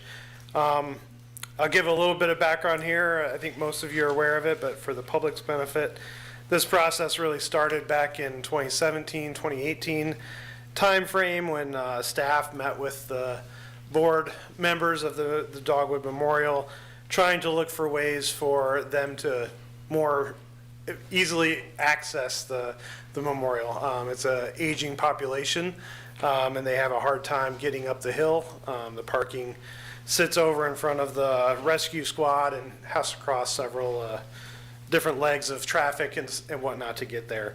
There were several alternatives that went through that whole process. There's really only one viable alternative that came out of that, and that was to build a bridge. So back in December of 2022, City Council had adopted a resolution expressing support for this pedestrian bridge and parking area to improve access to the Eastern McIntyre Park and Dogwood Veterans Memorial. Most recently, in FY26, City awarded $105,000 in grant funding to the foundation to advance design and planning activities. More recently, last year in 2025, City staff met with the foundation leadership and advised that the project could advance most efficiently through development of a site plan review approach led by the foundation. So slightly different than if we would take on the design in-house and do it. We're essentially proposing that they propose it as a site plan type of thing that the city can just accept. So under this approach, the foundation will be responsible for all the fundraising, the final design, the permitting, construction. City will provide oversight through our standard development review, permitting process to ensure compliance with city VDOT requirements, ADA accessibility standards, utility coordination, inspection, long-term maintenance considerations. The foundation reports that the project has advanced to approximately 90% design. They have submitted that to the city. And that included initial pricing of about $3.3 million. They think that has slightly fallen based on some of their donations, possibly by the contractor donating some of their either time or materials to right around $2 million, I believe. The foundation has indicated confidence in its ability to raise the rest of the necessary funds to complete the construction, and they would like to start this construction in the fall of 2026, subject to final design approval and fundraising. So city staff, we've initiated the early stage technical reviews on that 90% design plan that I mentioned. So far, the initial review effort is focused on confirming general alignment with applicable city standards, requirements for the pedestrian bridge, and associated public infrastructure. City staff's early review indicates plans appear capable of meeting the city standards for acceptance. Final review and approval will still be required through the formal permitting and inspection process to confirm full compliance with all city VDOT AD standards prior to acceptance of the improvements into the city public asset system. As the project moves into final design and active fundraising, the foundation has requested formal assurance from the city that if this project is constructed in accordance with city approved plans and standards, the pedestrian bridge, parking lot, and associated shared use paths will be accepted by the city as public assets upon completion. Analysis, the proposed project provides significant public benefit by improving accessibility to the memorial for individuals with disabilities, veterans, seniors, families, other visitors. Pedestrian bridge and accessible parking area would remove existing barriers that provide safer and more convenient access to a key community memorial and park asset. From a delivery perspective, the public right-of-way plan review approach places responsibility for the fundraising, construction management, cost control, and schedule with the foundation, while allowing the city to protect the public interest through plan review, permitting, inspection, and acceptance standards. This approach reduces direct delivery risk to the city while ensuring infrastructure is constructed to standards appropriate for long-term public ownership. In short, there's not a need for us to come back to you later to ask for more money on, like we have on some public projects. City council action at this stage does not authorize new construction funding. Rather, it approves the assurance necessary for the foundation to finalize the design, advance fundraising efforts. The requested resolution confirms that City Council expressly agrees and will conformally resolve, subject to final inspection and approval by city engineer, myself, and appropriate city officials, to accept the completed pedestrian bridge, accessible parking area, associated shared use paths into the asset system, provided that the infrastructure is constructed in accordance with the approved plans. Financial impact, as I mentioned, there's really no risks to the city in its construction phase. All the costs would fall on the foundation. However, there is the long-term, maintenance of this bridge, going forward. That's really the financial impact that the city would be incurring. As far as recommendation, city staff recommends that council would adopt the attached resolution reaffirming its policy support for the project and confirming the city's intent to accept the completed infrastructure into the city's asset system upon completion, provided that the project is constructed in accordance with city-approved plans and permits.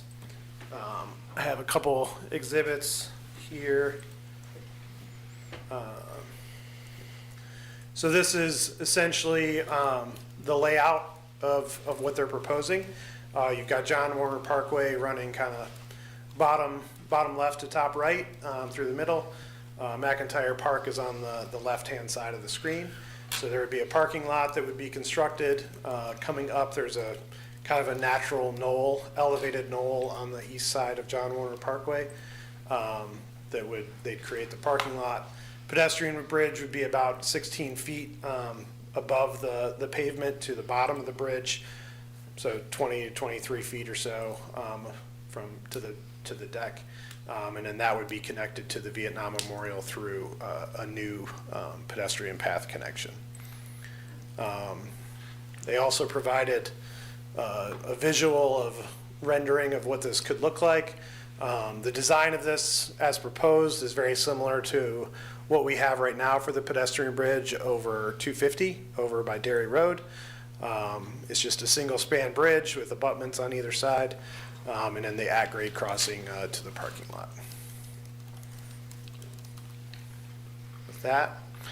I believe Mr. Van Dever's here as well from the foundation, if there's any questions for him.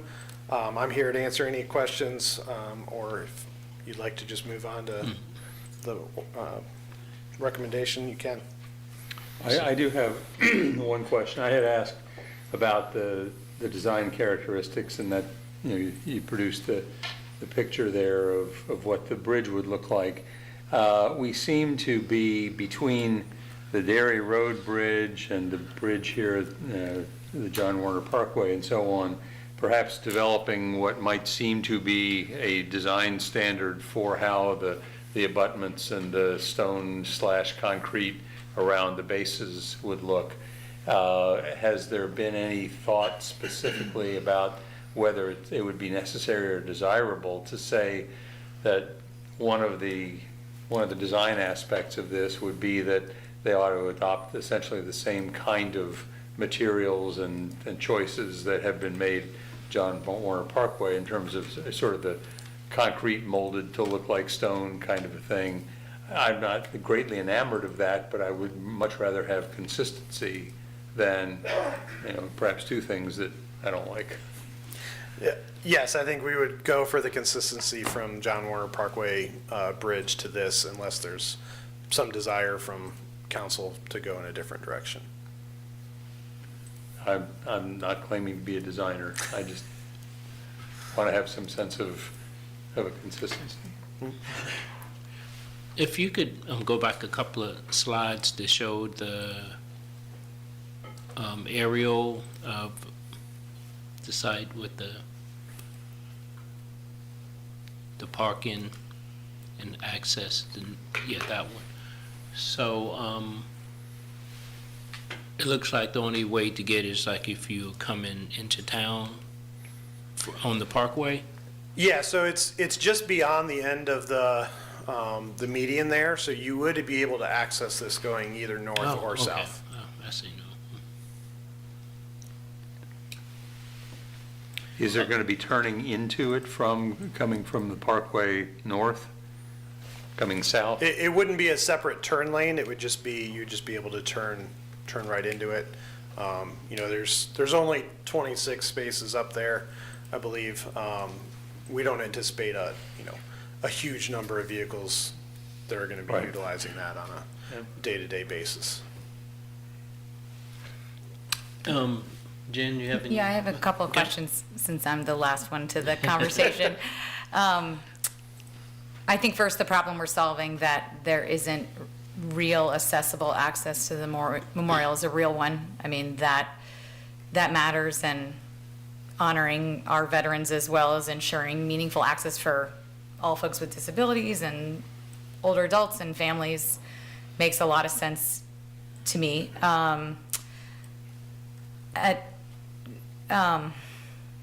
I guess I couldn't find all of the recommendations that were alternatives to this, but was assisted access and transportation-based access included in any of those? That was one of the options. That was the city's preference. The veterans said that would not, give them the access that they wanted or needed. Okay, I know a few other Vietnam Memorial sites do use that to great success because it is a more like dignified and simplified system to getting, you don't have to go up over a bridge, down a trail to a thing. It's assisted and it's ongoing, because it's my understanding that there's two things I'm concerned about. Sustaining a pedestrian bridge and a parking lot in winter is very difficult, or could be, from my understanding, because icy and plowing needs to happen. And so I'm concerned about these ongoing maintenance costs. This seems like there could be, I would love to use that kind of money towards health and longevity and, investments that improve veterans' livelihood now and their long-term legacy versus plowing and icing a bridge. So I'm wondering if there is any cost estimate, or we have any sense of this ongoing maintenance compared to that transportation accessibility. Do we just drop it because it wasn't the preference, or do we have an idea of how, like, are they very difficult to maintain, or? I mean, do we have a sense of that? The bridge itself would kind of be maintained with the other trails and assets there in the park. So, as Parks manages those, they would manage this. It probably wouldn't be on the priority snow route. It's not going to be the first thing to get plowed. But, as they are clearing other, pathways in the park and that kind of stuff, they have equipment to do that. We don't necessarily have that as a cost estimate at this point, as far as how much additional manpower or time it would take to do that, and lumping that in with all of our other snow operations. I believe, from my recollection, forgive me if I'm off, because it's been 9 years since we talked about the other options, but I believe that the cost to operate some kind of vehicle, a small vehicle or whatever, to all-terrain vehicle to get people up there from a parking lot, over by the skate park or something like that. I want to say we were talking that was going to be like $10,000 a year, somewhere in that range. That's my recollection for that. So, you could do a lot of that for the cost of the bridge, but again, the cost of the bridge is not going to be on the city. This is donors and the foundation that's kind of footing that price. It's probably not going to cost us $10,000 a year to maintain a bridge for snow. And the parking lot, in the right. parking lot. Like, it's not going to cost us $10,000 a year.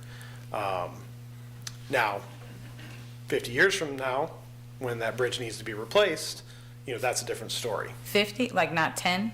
Oh, no, the bridge itself is going to, this is a steel bridge. It's not going to, need to be replaced in 10 years. The other bridges around town are, 50 to 100-year lifespan, so. Similar to the skate park side.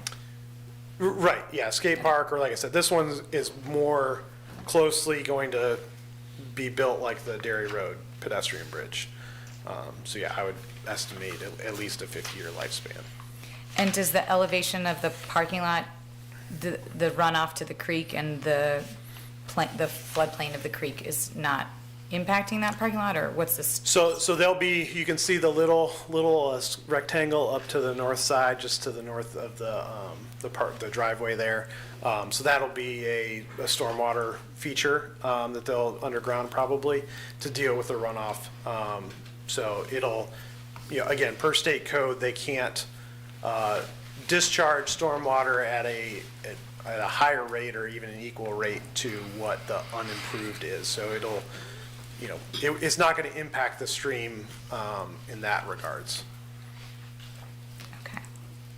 Yeah, I think it seems like a really over-designed solution for the problems, and it also has an environmental impact in an area that is, tree canopy and part of the trail and streetscape. As much as that problem needs to be solved from a mobility standpoint, it seems like we could maybe optimize our resources out of the cars parking lot towards this. But again, I'm coming in late to that conversation, so I'm missing all of that data. Yeah, I would like that we could be good stewards of this property, be good stewards of public dollars that would take to maintain it, and honor, the improved veterans' quality of life and their access to this, as well as other residents to this memorial in a less environmental and, long-term way. So thank you for helping me understand some more of it. No problem. Natalie? Yeah, I know one of the concerns for accessibility was the cars parking lot itself not having enough handicap accessible spots. Has that been adjusted since we talked about this last year? I don't remember that conversation. There was no adjustment.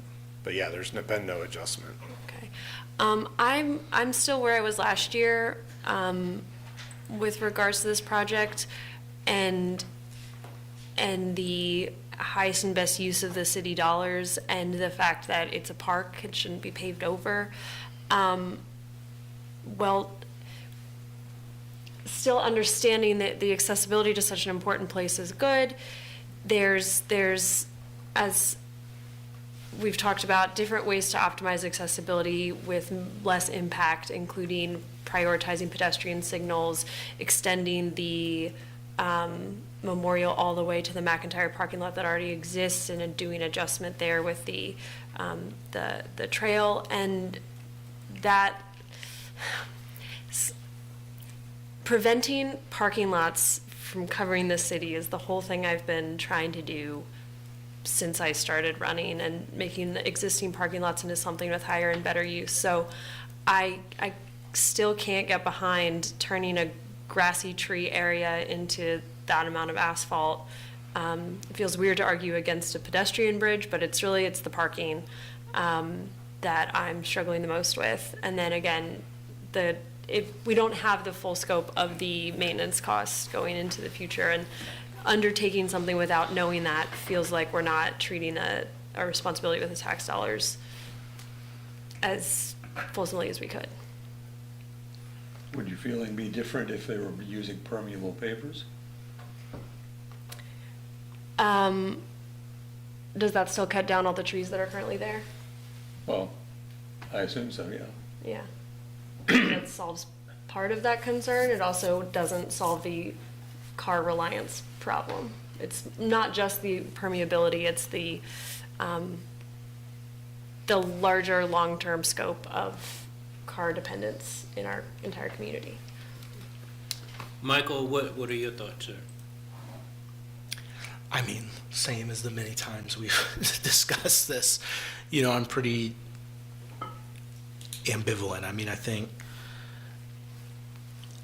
it never made sense if this was going to be a project that the city was going to spend money to do. And I still feel that way. Whether they can secure all the necessary funding, that's a big task, and that's up to them to figure that out. But I still don't think it makes sense for the city to be spending money to construct this. Now, we've kind of already agreed to that. Given that, you know, this certainly would not be my preferred design, and I definitely wonder how much use you're getting from this, and thinking long term, is there a way that this can connect to the broader trail system or be an access point? And maybe, but I'm not sure how high impact this area is as an access point. I don't know what other plans may be going on that this could even potentially connect to. That said, I mean, this is something the veterans groups have worked for years to develop, and if they've agreed, the city won't fund it. They've engaged with the city with years secured state funding. I can kind of live with it, but I am very ambivalent. If there's no other questions or comments, are we ready to make a motion and vote on this? Well, I have no idea where exactly the votes lie, but I would move approval of the resolution.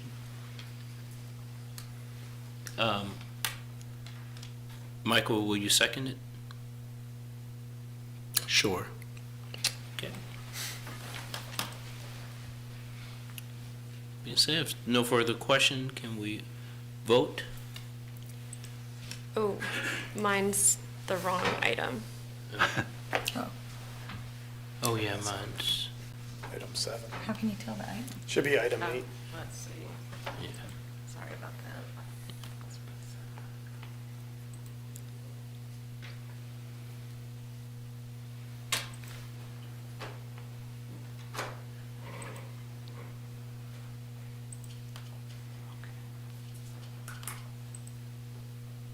Okay.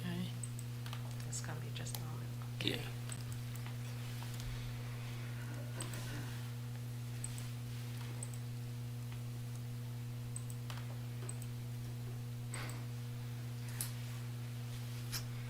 Okay, have it up.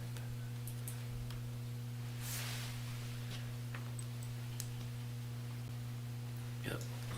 The motion passes 3-2. Thank you. Thank you. The next item is a resolution appropriating $700,000 and initiating an amendment to the terms of a performance agreement supporting 501 Cherry Avenue mixed use development. Madeline? Oh, I'm sorry. I'm just going to kick us off and then turn it right over to Madeline. Good evening, Mayor Wade, members of council. My name is James Reese, Deputy City Manager.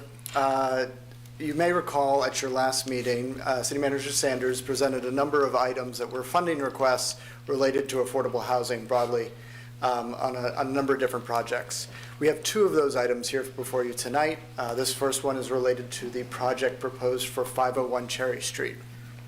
Cherry Avenue. I'm sorry? Cherry Avenue. Cherry Avenue, thank you. There's a difference. There is. We have a number of staff available to describe the proposal and to answer any questions you may have. Madeline Metzler from NDS will be doing an overview of the proposed project. We have Kelly Brown, Director of NDS, and the actual Director of Economic Development, Chris Engel, here to answer any questions you may have on his part. And with that, I'm going to go ahead and turn it over to Matt. Oh, I'm sorry. I also want to note we have Sunshine Mathon from Piedmont Housing Alliance here as well to answer any questions from the perspective of the requester.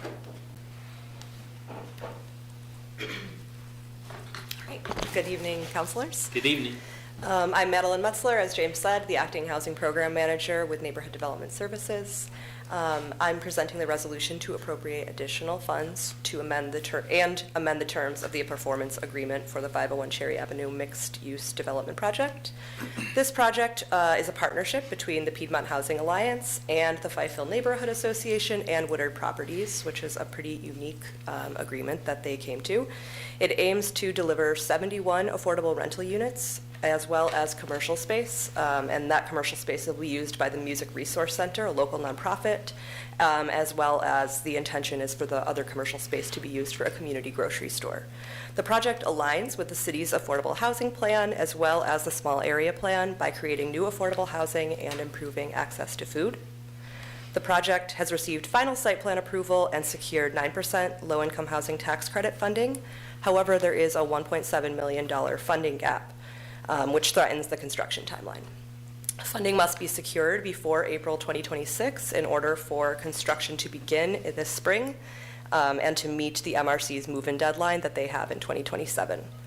The funding request to close this gap includes an increase to the performance agreement. That increase would be from 50 to 100% of the incremental real estate value created by the project over the performance period. And it also includes $700,000 in cash from the city's CIP contingency fund to support construction starting in 2026. This additional investment will allow the project to proceed on schedule with completion expected in 2027 and full occupancy by 2028. The 71 affordable units will serve households earning between 30% and 60% of area median income, or AMI. This includes 10 project-based voucher units, 7 units for households under 30% AMI, 10 units under 40% AMI, 6 units under 50% AMI, and 38 units under 60% AMI. This mix ensures deep affordability and supports long-term housing stability. Staff is recommending that council adopt this resolution, but as James said, we are also joined by Sunshine, and I'm here too if you have any other questions, as well as Kelly and Chris. Yeah, there's a lot of us here to answer any questions you might have. Thank you. And I would just add that I met with the leadership of the food co-op to speak to them specifically about where things are, clarifying that this act on your part, if you were to pass this item tonight, would still be an endorsement of the concept of a grocery store going in the property, but not a condition that it be a grocery store, because if it is not proven viable by their efforts, then we would not want to then hold this space from being occupied by any other use that, as a developer, they would need to have the flexibility to be able to move forward on. But there is an agreement that would need to be established between the food co-op and PHA. That PHA has indicated that they are absolutely willing and ready to work towards being executed. That outlines or frames, I guess, and Sunshine can speak to it more clearly, but I would say speaks to framing an activity period for the co-op to do the work that it needs to do to get ready to operate. Whether they're successful or not, we all know is going to be an effort, and I'm sure everyone has indicated support, as I have, that we would love to see it happen if they're able to make it happen. But we definitely want to make sure that the space is going to be delivered as a space that is not ready for a grocery store, so funds have to be secured to make it ready. But the space will exist, and there will be a window of time for them to do their work to ensure that a grocery store can go there. Sunshine may then opt to do something else with the space in the interim so that it's not sitting vacant, because it could be a period of time, but that is all to be worked out in the terms of the agreement. And I've stated to both sides that I want a copy of the executed agreement as soon as it is done, just so that I can confirm that council's wishes of making sure that the concept at least is protected for the option of moving forward, since the funds are not ready to ensure that a grocery store opens once occupancy occurs. So, Sam, because I've heard some things on the community as well, so is it, is the co-op close to an agreement, or do they have, a couple of grocery stores, that they're talking to? Or, They've identified their operating model. They have still some technical work that needs to be done, but I think overall they are moving at leaps and bounds of moving forward in proof of concept and in securing funds. But I'll let Mr. Mathon speak to what he knows as well. Okay. Good evening, City Manager, Mayor, City Council. I have some prepared comments, but I'll respond to your question first. So that I'm not speaking on behalf of the grocery, the co-op, just to be clear. Mm-hmm. But in the conversation, we have a 95% drafted MOU, a memorandum of agreement or understanding between the co-op and ourselves to move forward with them as the entity to occupy that space.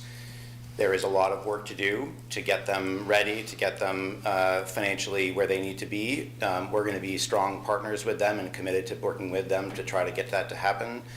But it's not set in stone yet, because that work is still yet to be done.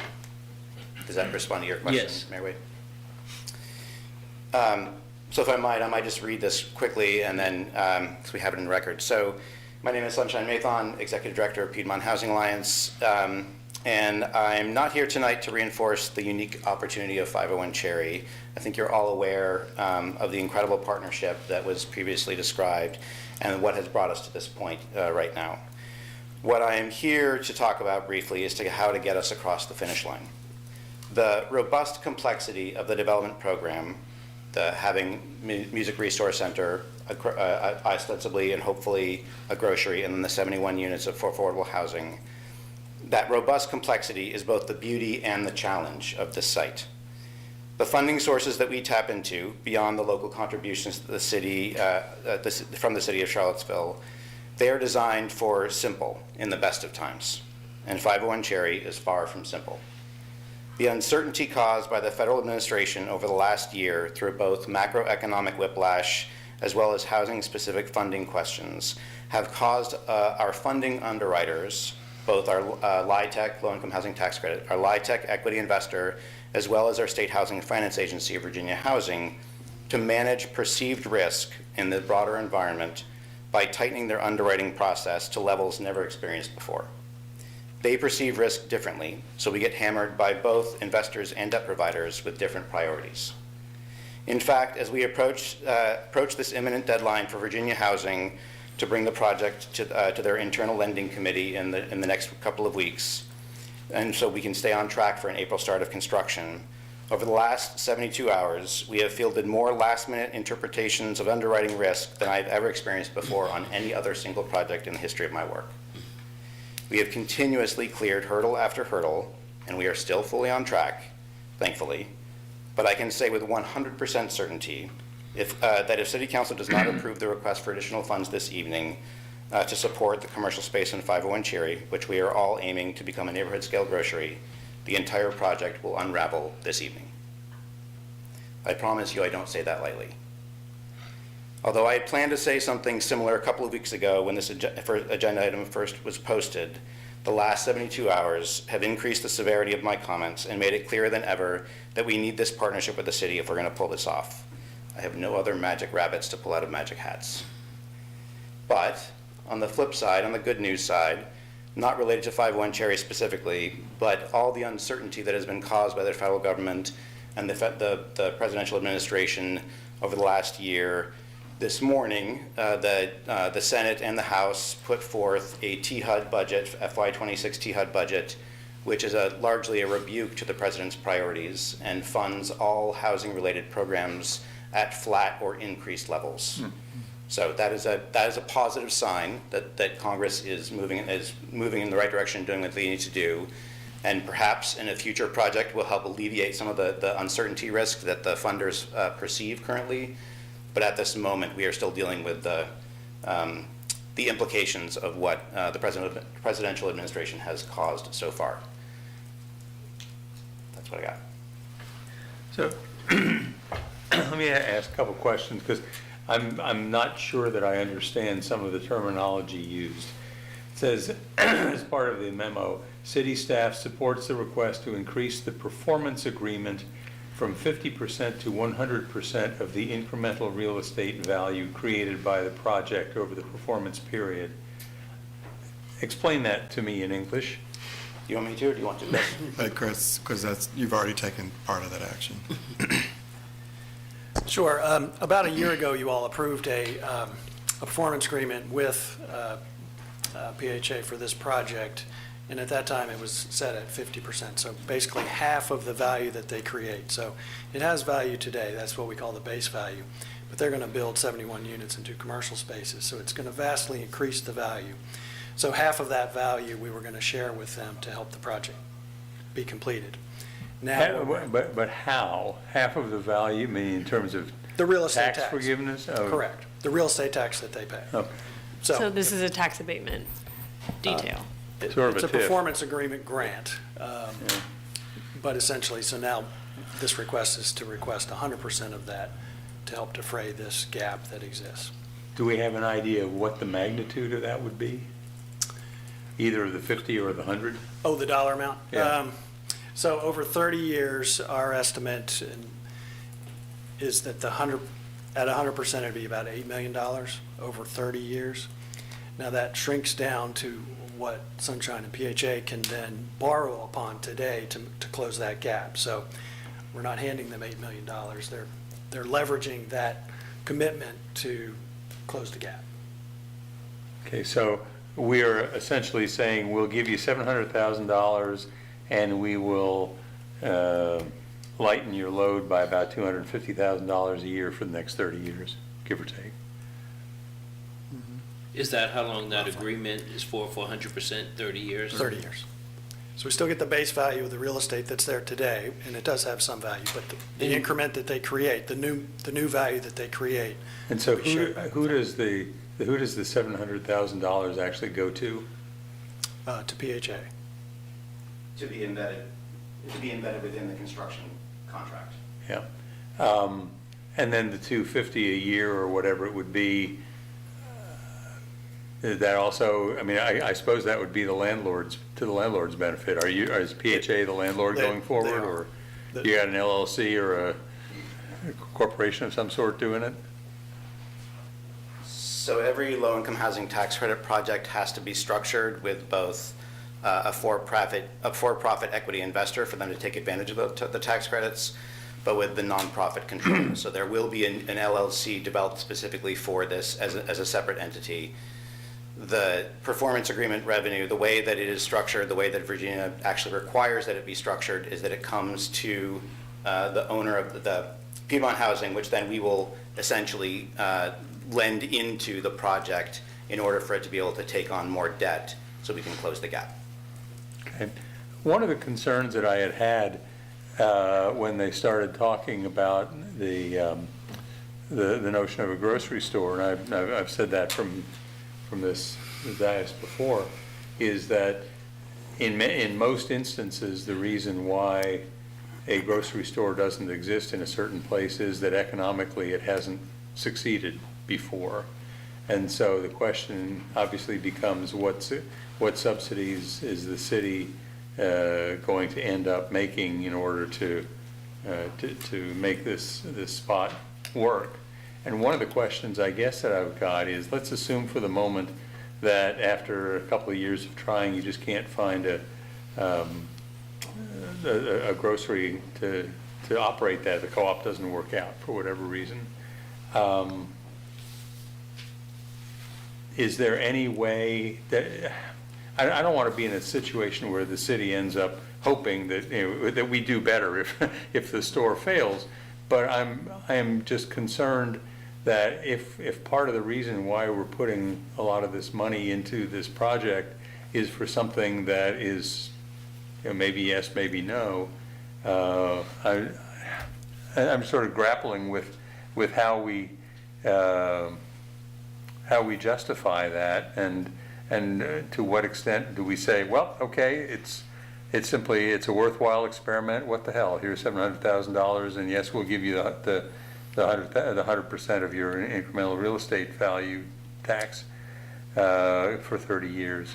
Or is there some way to say, if it doesn't work out, okay, our $700,000 is sunk costs, but maybe we don't give you quite as much of a real estate break? So, if I might, on the question of the viability of the grocery store, a small-scale neighborhood grocery, I don't think anyone is under the illusion that it won't be hard to both have a small business that can be profitable and sustain, and still also meet the community goals of having modestly cost food that people can walk to and have access to. Everyone knows that's going to be a challenge. Part of the effort here with providing the resources that we're talking about tonight will essentially allow us to have that commercial space move forward with zero debt, so that we have no debt to pass on through rent to that grocery operator.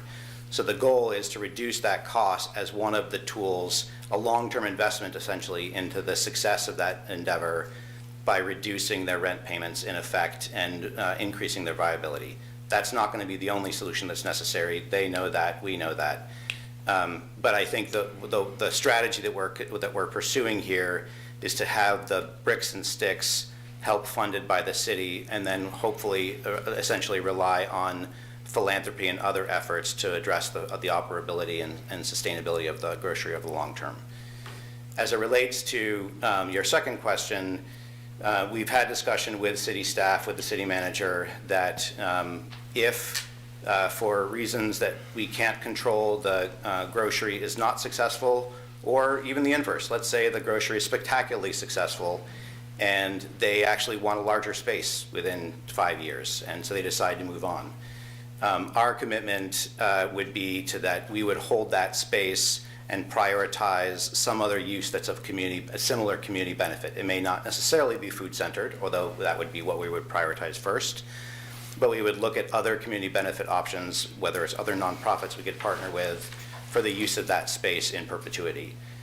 We can't really structure it the way you're suggesting, because we're going to be taking out a loan on the promise of that 30-year performance agreement, and that any hesitation on the city's follow through on that will undermine our ability to actually close on that loan in the first place.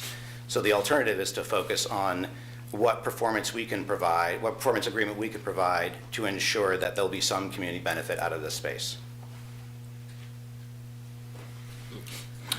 Okay.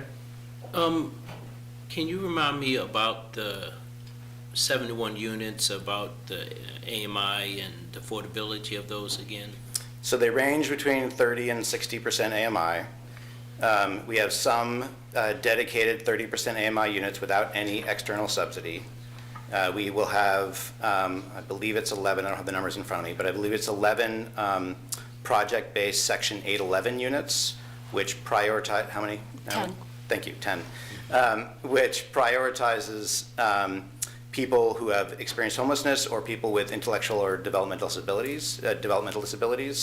That's the strong, that's our strong preference. That's the partnership we have with Rachel's Haven. If you remember that working group from a while back, they are partners with us on this project, and we are trying to actually have those 10 units, as much as we legally can, be set aside for people with intellectual and developmental disabilities. So those will be project-based vouchers on the site. We also have some dedicated 50 and 60% units, but we also have a number of 40% AMI units that we're piloting a new program where we're taking some of the commitment from the city and putting it in a small reserve to essentially have a small mini voucher program on the site with those proceeds. So we're going to be buying down effectively for a 5-year period some of the 60% down to 40% units. So it'll be 30, 40, 50, and 60. Got it. Just before we move on, I just wanted to make a note about process. The performance agreement portion of this will go to the Charlottesville Economic Development Authority. So from here, with y'all's endorsement, it would go to CEDA, and then the performance agreement itself would come back to City Council for a vote. So when we're thinking about the types of assurances that Sunshine was describing a moment ago, those would show up within the performance agreement and be something that you all would be able to see and vote on before that portion, the performance agreement portion of this, becomes finalized. Have we committed any other money into this project? I think we have, haven't we? Yeah, $3 million. 3 million? Yes. Yeah, those are thoughts. There are some additional CAF grant funds as well that are going to be used for the 40% AMI subsidy that Sunshine just mentioned as well.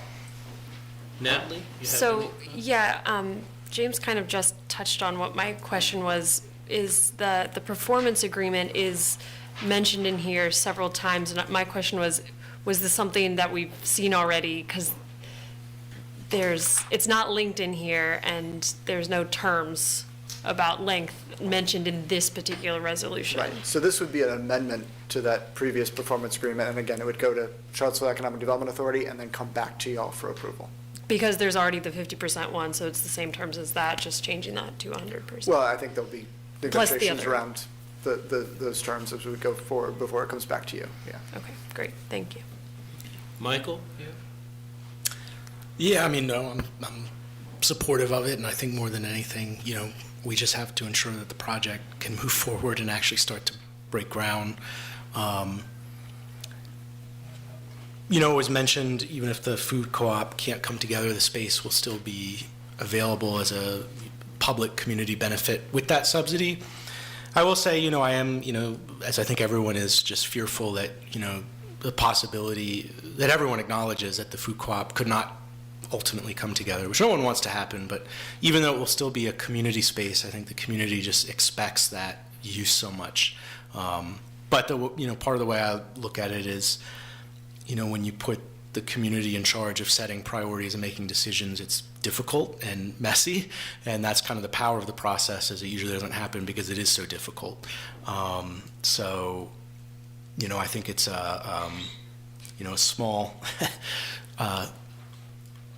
hopeful action that hopefully the food co-op can come together, just because it's such a difficult thing to usually make happen. Jen, I don't think did you? I don't have any questions, just you answered it. I was concerned about what if it goes gangbusters and they would need a bigger space. So you reassured me on that, because I know healthy food access is a priority of all 3 health systems in the region, and we aren't the first city to help build out something that has a grocery store in it, and they've been successful elsewhere, and I think they can here, and we need that, so I'm game. Yep. Is there any benefit to waiving a second reading tonight? Considering how the last 72 hours have gone? This action is actually not eligible for waiving the second reading requirement because it's a resolution appropriating money. Okay. Well, okay. Sorry, I didn't want to chime in with just buzzkill. So, when are we talking about the rules that we've adjusted? I'm aiming for February timeframe. Thank you. That would not change. Yeah, you're this appropriating one. money, That so it wouldn't wouldn't change Oh, because it's appropriations. money. yeah. Okay, so can we put this on the consent agenda, though, for February 2nd? Sounds Yes. like we, okay. Thank you. The next item is a resolution appropriating $390,000 to support arrears intervention pilot program. James. So, once again, James Reese, Deputy City Manager, and once again, we've assembled a team of folks to describe the project and answer your questions. So with that, I'm going to turn it over to Madeline. Hello again. I'm still Madeline Metzler, the Acting Housing Program Manager. And like James said, I'll be talking about a resolution to appropriate funds for a rental arrears intervention pilot program. And this is something that City Manager Sanders did speak to you about previously, but as we talked about then, PHA has identified a growing challenge with rental arrears within their affordable housing communities, including Kindlewood, and that's across both existing and new housing units. So as this Kindlewood project has redeveloped, they're seeing these issues not just in the new units, but also in some of the legacy units as well. And arrears have reached over $450,000, creating financial strain for PHA and increasing eviction risk for residents. This trend is also reflected in CRHA's properties, signaling a broader issue among affordable housing communities that we would like to attempt to understand better. To address this, PHA has proposed a 2-year pilot program that combines financial counseling with partial arrears payments. The goal is to stabilize households, reduce eviction risk, protect long-term affordability, and as I mentioned, understand a little bit better about what is getting these households into this position, and can we do anything more to help that problem if we understand it a little bit better. The program would leverage PHA's Financial Opportunity Center to provide counseling and accountability measures while offering payment assistance to help residents catch up on rent. This funding request includes $220,000 to cover up to 50% of the rental arrears for participating households, and it also includes $170,000 for a dedicated financial literacy counselor for 2 years. This totals $390,000, which would come from the city's CIP contingency fund and would be dispersed to PHA as a grant under a formal grant agreement. That would include performance metrics and would be monitored under the city's grant monitoring and compliance program.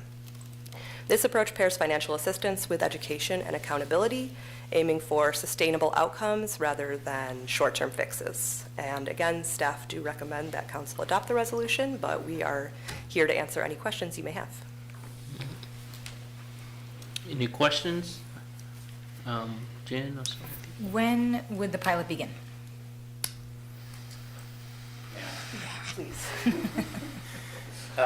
If I may address that, let me read also a prepared statement. It'll reinforce a lot of what Madeline just shared, but just to have it all on the table, and then I'll respond to your question. Through COVID and up to today, Piedmont Housing has not pursued evictions for non-payment at any of our properties. What began as compassionate response to the pandemic extended beyond that time in the hope that the trend of non-payment would abate, but unfortunately it has not. Over the previous 2 years or so, my understanding is that CRHA sought relief for delinquencies to cover the cost of a similar trend, and until now we haven't. Based on a shared dialogue with CRHA, as well as our own internal information, we are concerned that simply clearing delinquencies again, with no additional structure for accountability, will only replicate the issue in future years. We've been working internally with property management and the Financial Opportunity Center staff, as well as city staff, to develop a pilot program we're now calling Bridges to Housing Stability. The program will couple together financial support, with shared accountability plus one-on-one financial coaching. The program will have specific goals. First, to keep people housed. Second, to facilitate property financial sustainability. And third, ideally to mitigate repetition of this condition in the future. Without going into too much detail, the idea is to bring together partial city resources, partial forgiveness of debt, and financial resident accountability to pay down their debt over time, as well as incentivize future on-time rent payments. The coach is a critical part of the solution as well, and they will check in with individuals, they will remind them, and importantly, they will start to better understand each household's context. This last part of the tool set is critical because we don't really know why the trend has gotten so much more severe within the last couple of years. We need to understand individually and in aggregate so that we can devise other potential interventions if necessary to keep people housed while preserving property financial stability.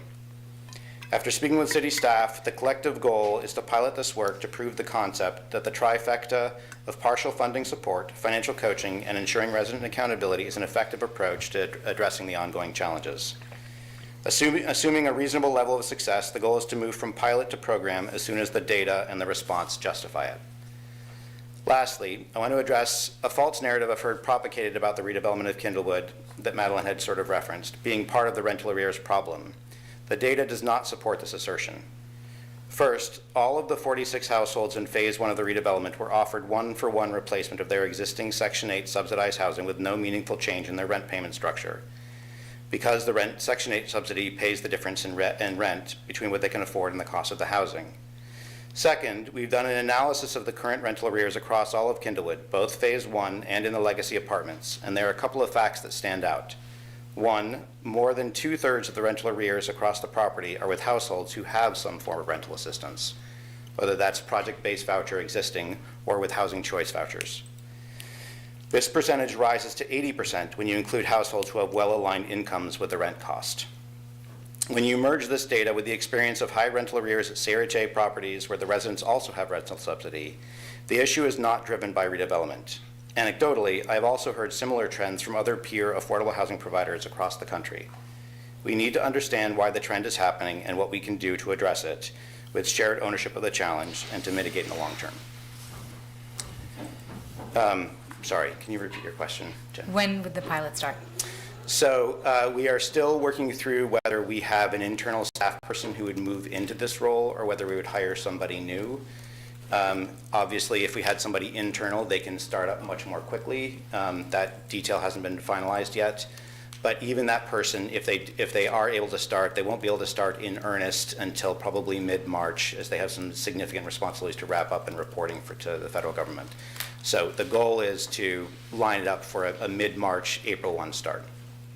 And will the findings as you go be shared with CRHA? Is there Yeah, kind absolutely. of an MOA there or whatever? There's not an MOA. There has been a couple of formal discussions between ourselves, including Owen from the Haven as well, trying to think through the right response. That's part of what led to this proposal in part. And absolutely the goal will, and I think there's a strong interest, I don't want to speak on behalf of CRHA, but a strong interest to have this move from pilot to program as quickly as possible if the model proves out, so that we can start looking at more broadly than just Kindlewood.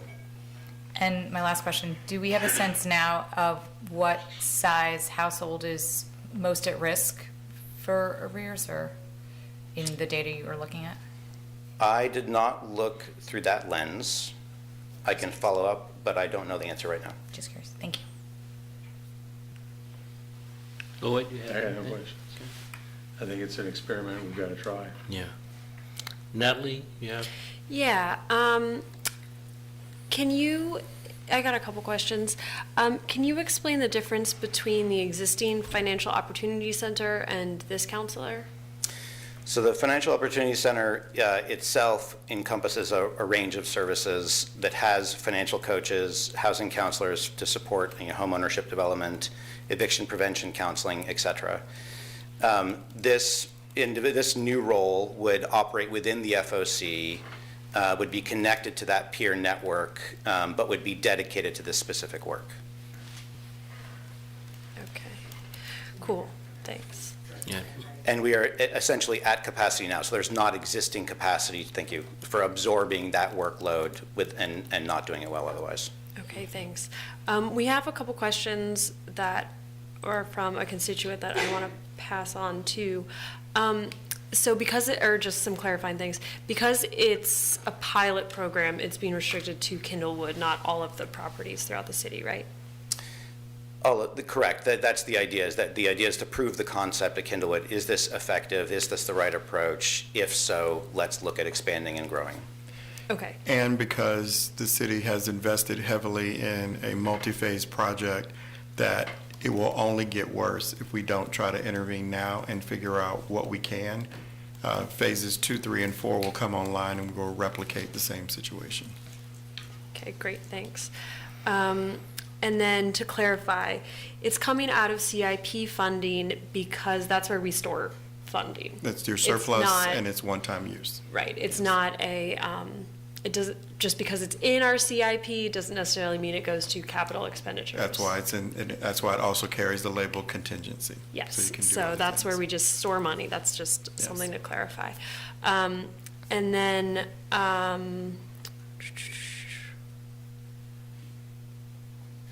okay, yeah, actually, those are the only two that I'd like to pass on. Thank you. And I'd point out the additional function of the role being different is that they're also going to be managing financial resources specifically for the counseling base that they're working with, which is also a little bit different. Okay, great, thank you. Michael, you have any questions or comments on it? In terms of the distribution of the, 450,000 in arrears, is it a small number of tenants with very large accounts, or is it a ton with small accounts? So it's a good question.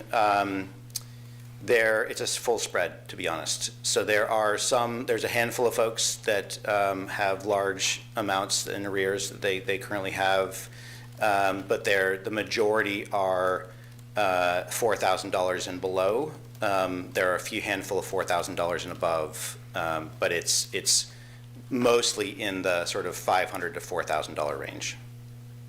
But in terms of the raw dollar amount, there are some that are kind of driving that dollar amount up a lot. There are some that have significant arrears, for sure. There will be, one of the questions that each household will be asked, essentially, is in terms of participation in the program, and that the accountability structure. We have some preliminary program guidelines outlined amongst the staff. We haven't finalized it, and that would be part of the formalizing agreement with the city. But one of the expectations that we're contemplating is that to sort of enter the program and be part of it, to show commitment to it, that there will be some expectations for a small partial payment on their rental arrears. For households who have larger rental arrears, that percentage will be potentially challenging. One of the options will also be on the table is that they will have the choice of walking away. If they decide that they are not willing or able to take that on, we would rather have them walk away to open up that unit to somebody who will be paying rent, and we will not pursue, pursuing those resources. Yeah, and I know these are things everyone in this room knows, but, on the CRHA board, we've had a number of work sessions about a similar issue, and some of the things that stood out to me, some of these that you touched on, is there were a small number of tenants really driving up the total dollar amount, and at one point the Charlottesville Area Community Foundation erased arrears, and I think within a year it was back to almost the same exact amount. And at least from those work sessions, one of the issues was for some tenants, a small number of tenants, when, they perceived eviction was not possible, they made a decision not to pay for a number of years. And once they felt eviction was possible, that was a very intimidating and big problem to try to grapple. And the other one that really surprised me is perception that for some people, a lot of what was needed is really intensive, almost casework, because there are people with very severe mental health challenges, cases of elder abuse, that were driving people who just weren't responding to participating in some of the programs that CRHA had created. I know everyone here knows this, but it was just kind of, interesting going through that on the CRHA side. But that's it. So it sounds like there's support for this. If so, can we put this on the consent agenda for February 2nd? Sure. Okay. Thank you. Thank you so much, Madeline and Sunshine. Thank you.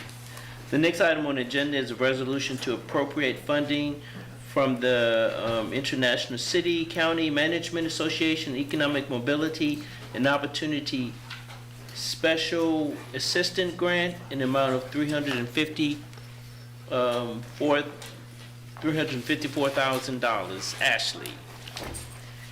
Good evening, Good evening. everyone, council, members of the public, and city leadership. It's a pleasure to be in front of you and to talk a little bit about the city's economic mobility and opportunity work.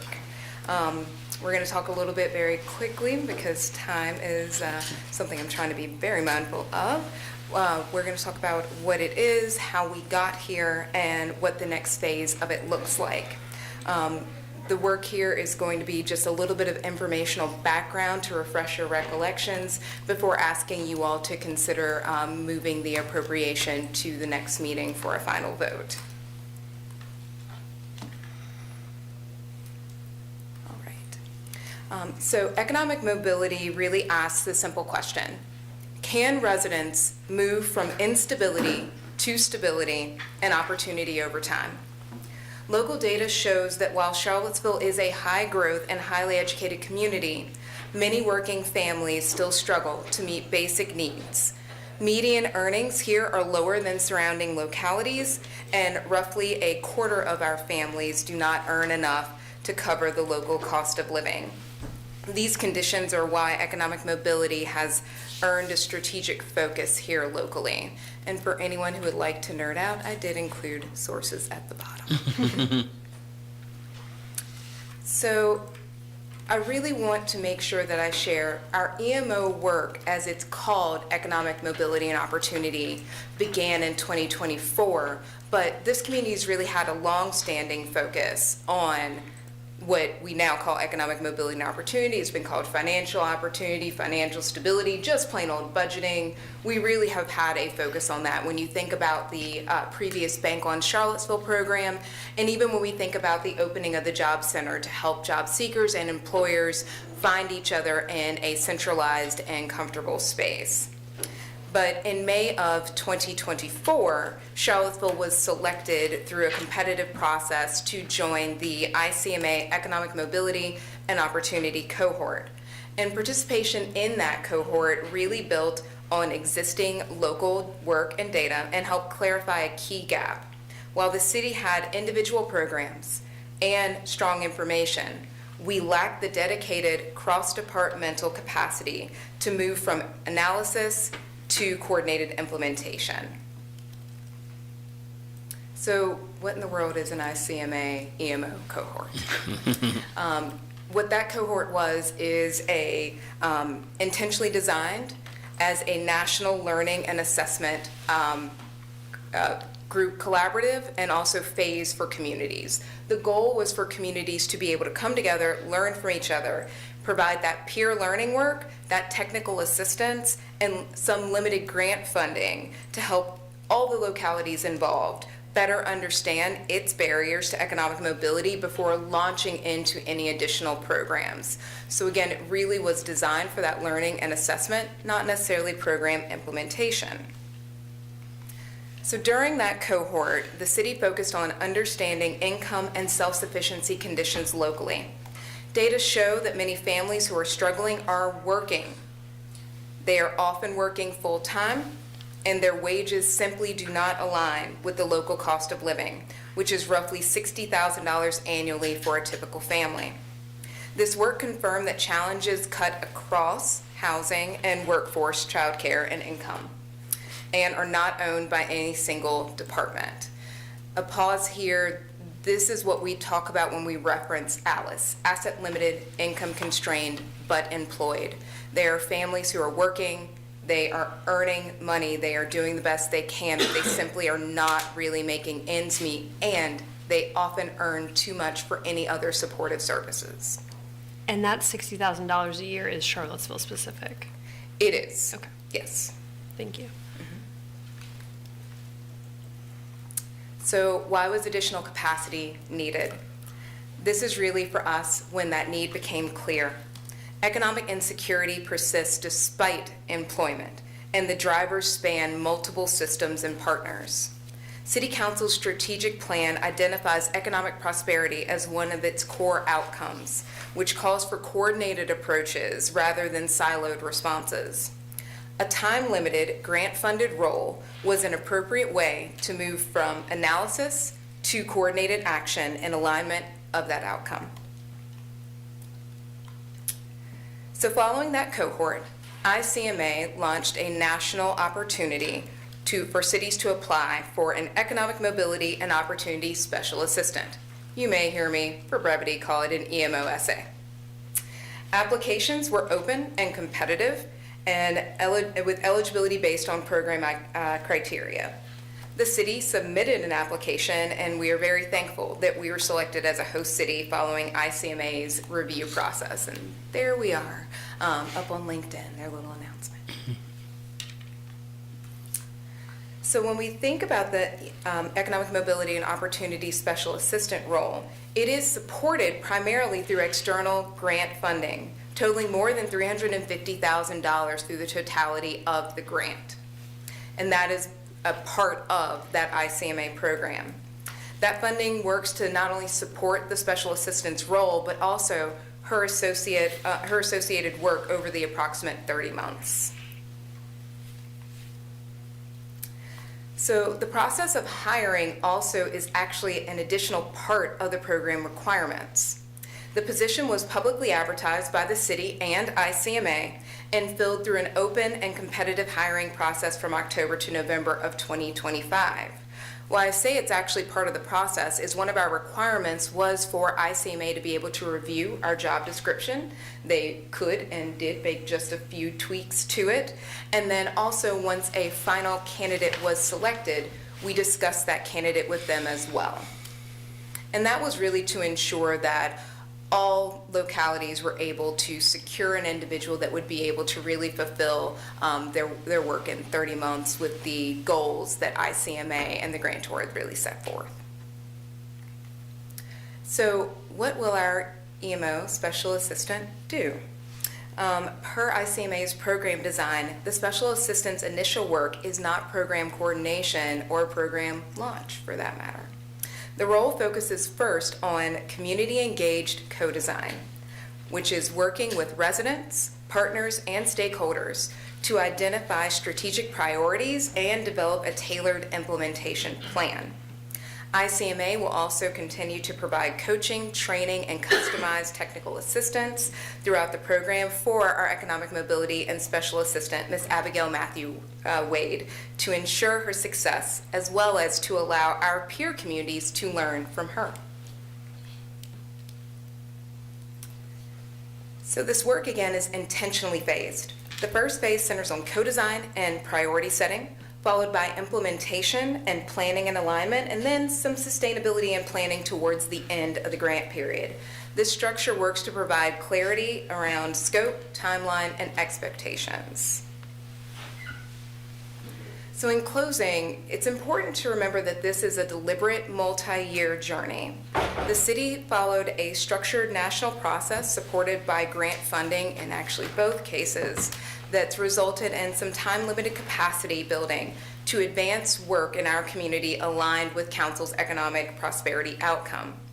Through that role, the city has focused on learning directly from the community and translating that learning into coordinated, actionable next steps that support residents not only in surviving, but in thriving here in Charlottesville. I am delighted to answer any questions or provide any additional details that's helpful for council to consider the resolution to appropriate the grant funding as submitted. Thank you. Lloyd, do you have any questions? So I understand the money is coming from elsewhere and we're spending it. Absolutely. My belief, that's right. Yeah. I try to please the big boss. Yes. Michael? I don't have questions. I think it just, seems like Yeah, a pretty straightforwardly positive initiative. Sam says he likes to spend other people's money, so. And on that note of spending other people's money, does this still count as an appropriations that can't have a second, waive the second reading situation? Yes, unfortunately, the ordinance is written as ways whenever you're appropriating money, that is. Of any kind, even if it's not ours. Okay. You've got to authorize the use, yes. Yeah. All right. Jen? Go Abby. Yeah. I'm supportive of it, but I understand this is your last meeting. She has one more meeting, but One more? I've got Okay. one more. I wanted her to have the opportunity to make a solid presentation around the body of work that she's done here for the 4.5 years that she's been with us, and give you all the opportunity just to acknowledge that as she moves to Savannah, Georgia, we all appreciate what she has contributed and left behind for us to continue working on. Very much. Yeah, I just want to add that when I was first running for council in 21, 22, the city was in a pretty rough spot. We remember, you don't need to bring that up. Okay, and I know that PTSD. you and Sam were pretty instrumental in keeping the lights on, and I'll ever be thankful for your dedication to the city for that. So thank you so much. It was my pleasure and honor. Thank you. Oh, wait, I do have another question about this. So sorry. What happens if Abby knocks it out of the park and we want this work to keep going? How do we have to go get more people's money? Well, that is absolutely a Or fantastic spend some of yours. question. Oh, right. Yes, it can be, Potentially that's the goal. either, whatever at that time. What I'm really excited about continuing to follow is to see her work, her co-design, and what actually comes out of the work. I know that my partner in crime, Chris Engel, and I were really excited to have the opportunity to look at that Alice population and to sort of ask some questions to our city manager about what about this group of individuals who often just simply get passed over, in all honesty. So I'm really excited to see if our data matches with what she is able to find in the community, and then what she's able to come up with for that implementation plan. It may be something where it's a program where maybe there's a community partner you may want to run, and you might want a different staff member doing something different. You never know. So I'm really appreciative of the length and duration that ICMA is giving to this work, so that as the discoveries come, the city manager and his executive leadership team, along with you all, can really start and have conversations through the process, and then hopefully come to some determinations about what might be best when she is finished with her work and where we think it's going to go. Thank you. Great. Thank you. I think we can put this on the consent. Oh, did you want to say something? No, yeah, and I was just going to add, obviously you've been with the city through some difficult times, but I think, I've always appreciated, over the years you've been here, one, even just your position was kind of a very unique thing for localities, and I think you brought a perspective to, force council and the city government to, focus on issues like social determinants of health and look at traditional city government work in a different way, and I definitely think that legacy will continue. I know you said we don't have to bring it up, but I will there was a period where, we had gone through, 4 or 5 city managers in a few years, and the city really had no idea what to do. And I believe it was you specifically who said, I think I know some contacts in the Robert Bob group who offer service. And it was directly Ashley Marshall responsible for, having that period that that's all allowed her us to fault. stabilize and get Good. there. I didn't have to take credit for that one. Good. But it set us on the right path. Thank you so much, Thank you. Ashley. Yep. Thank you. So we're, if there's no questions on the written report, this is the second time for Community Matters. Would anyone else like to speak again?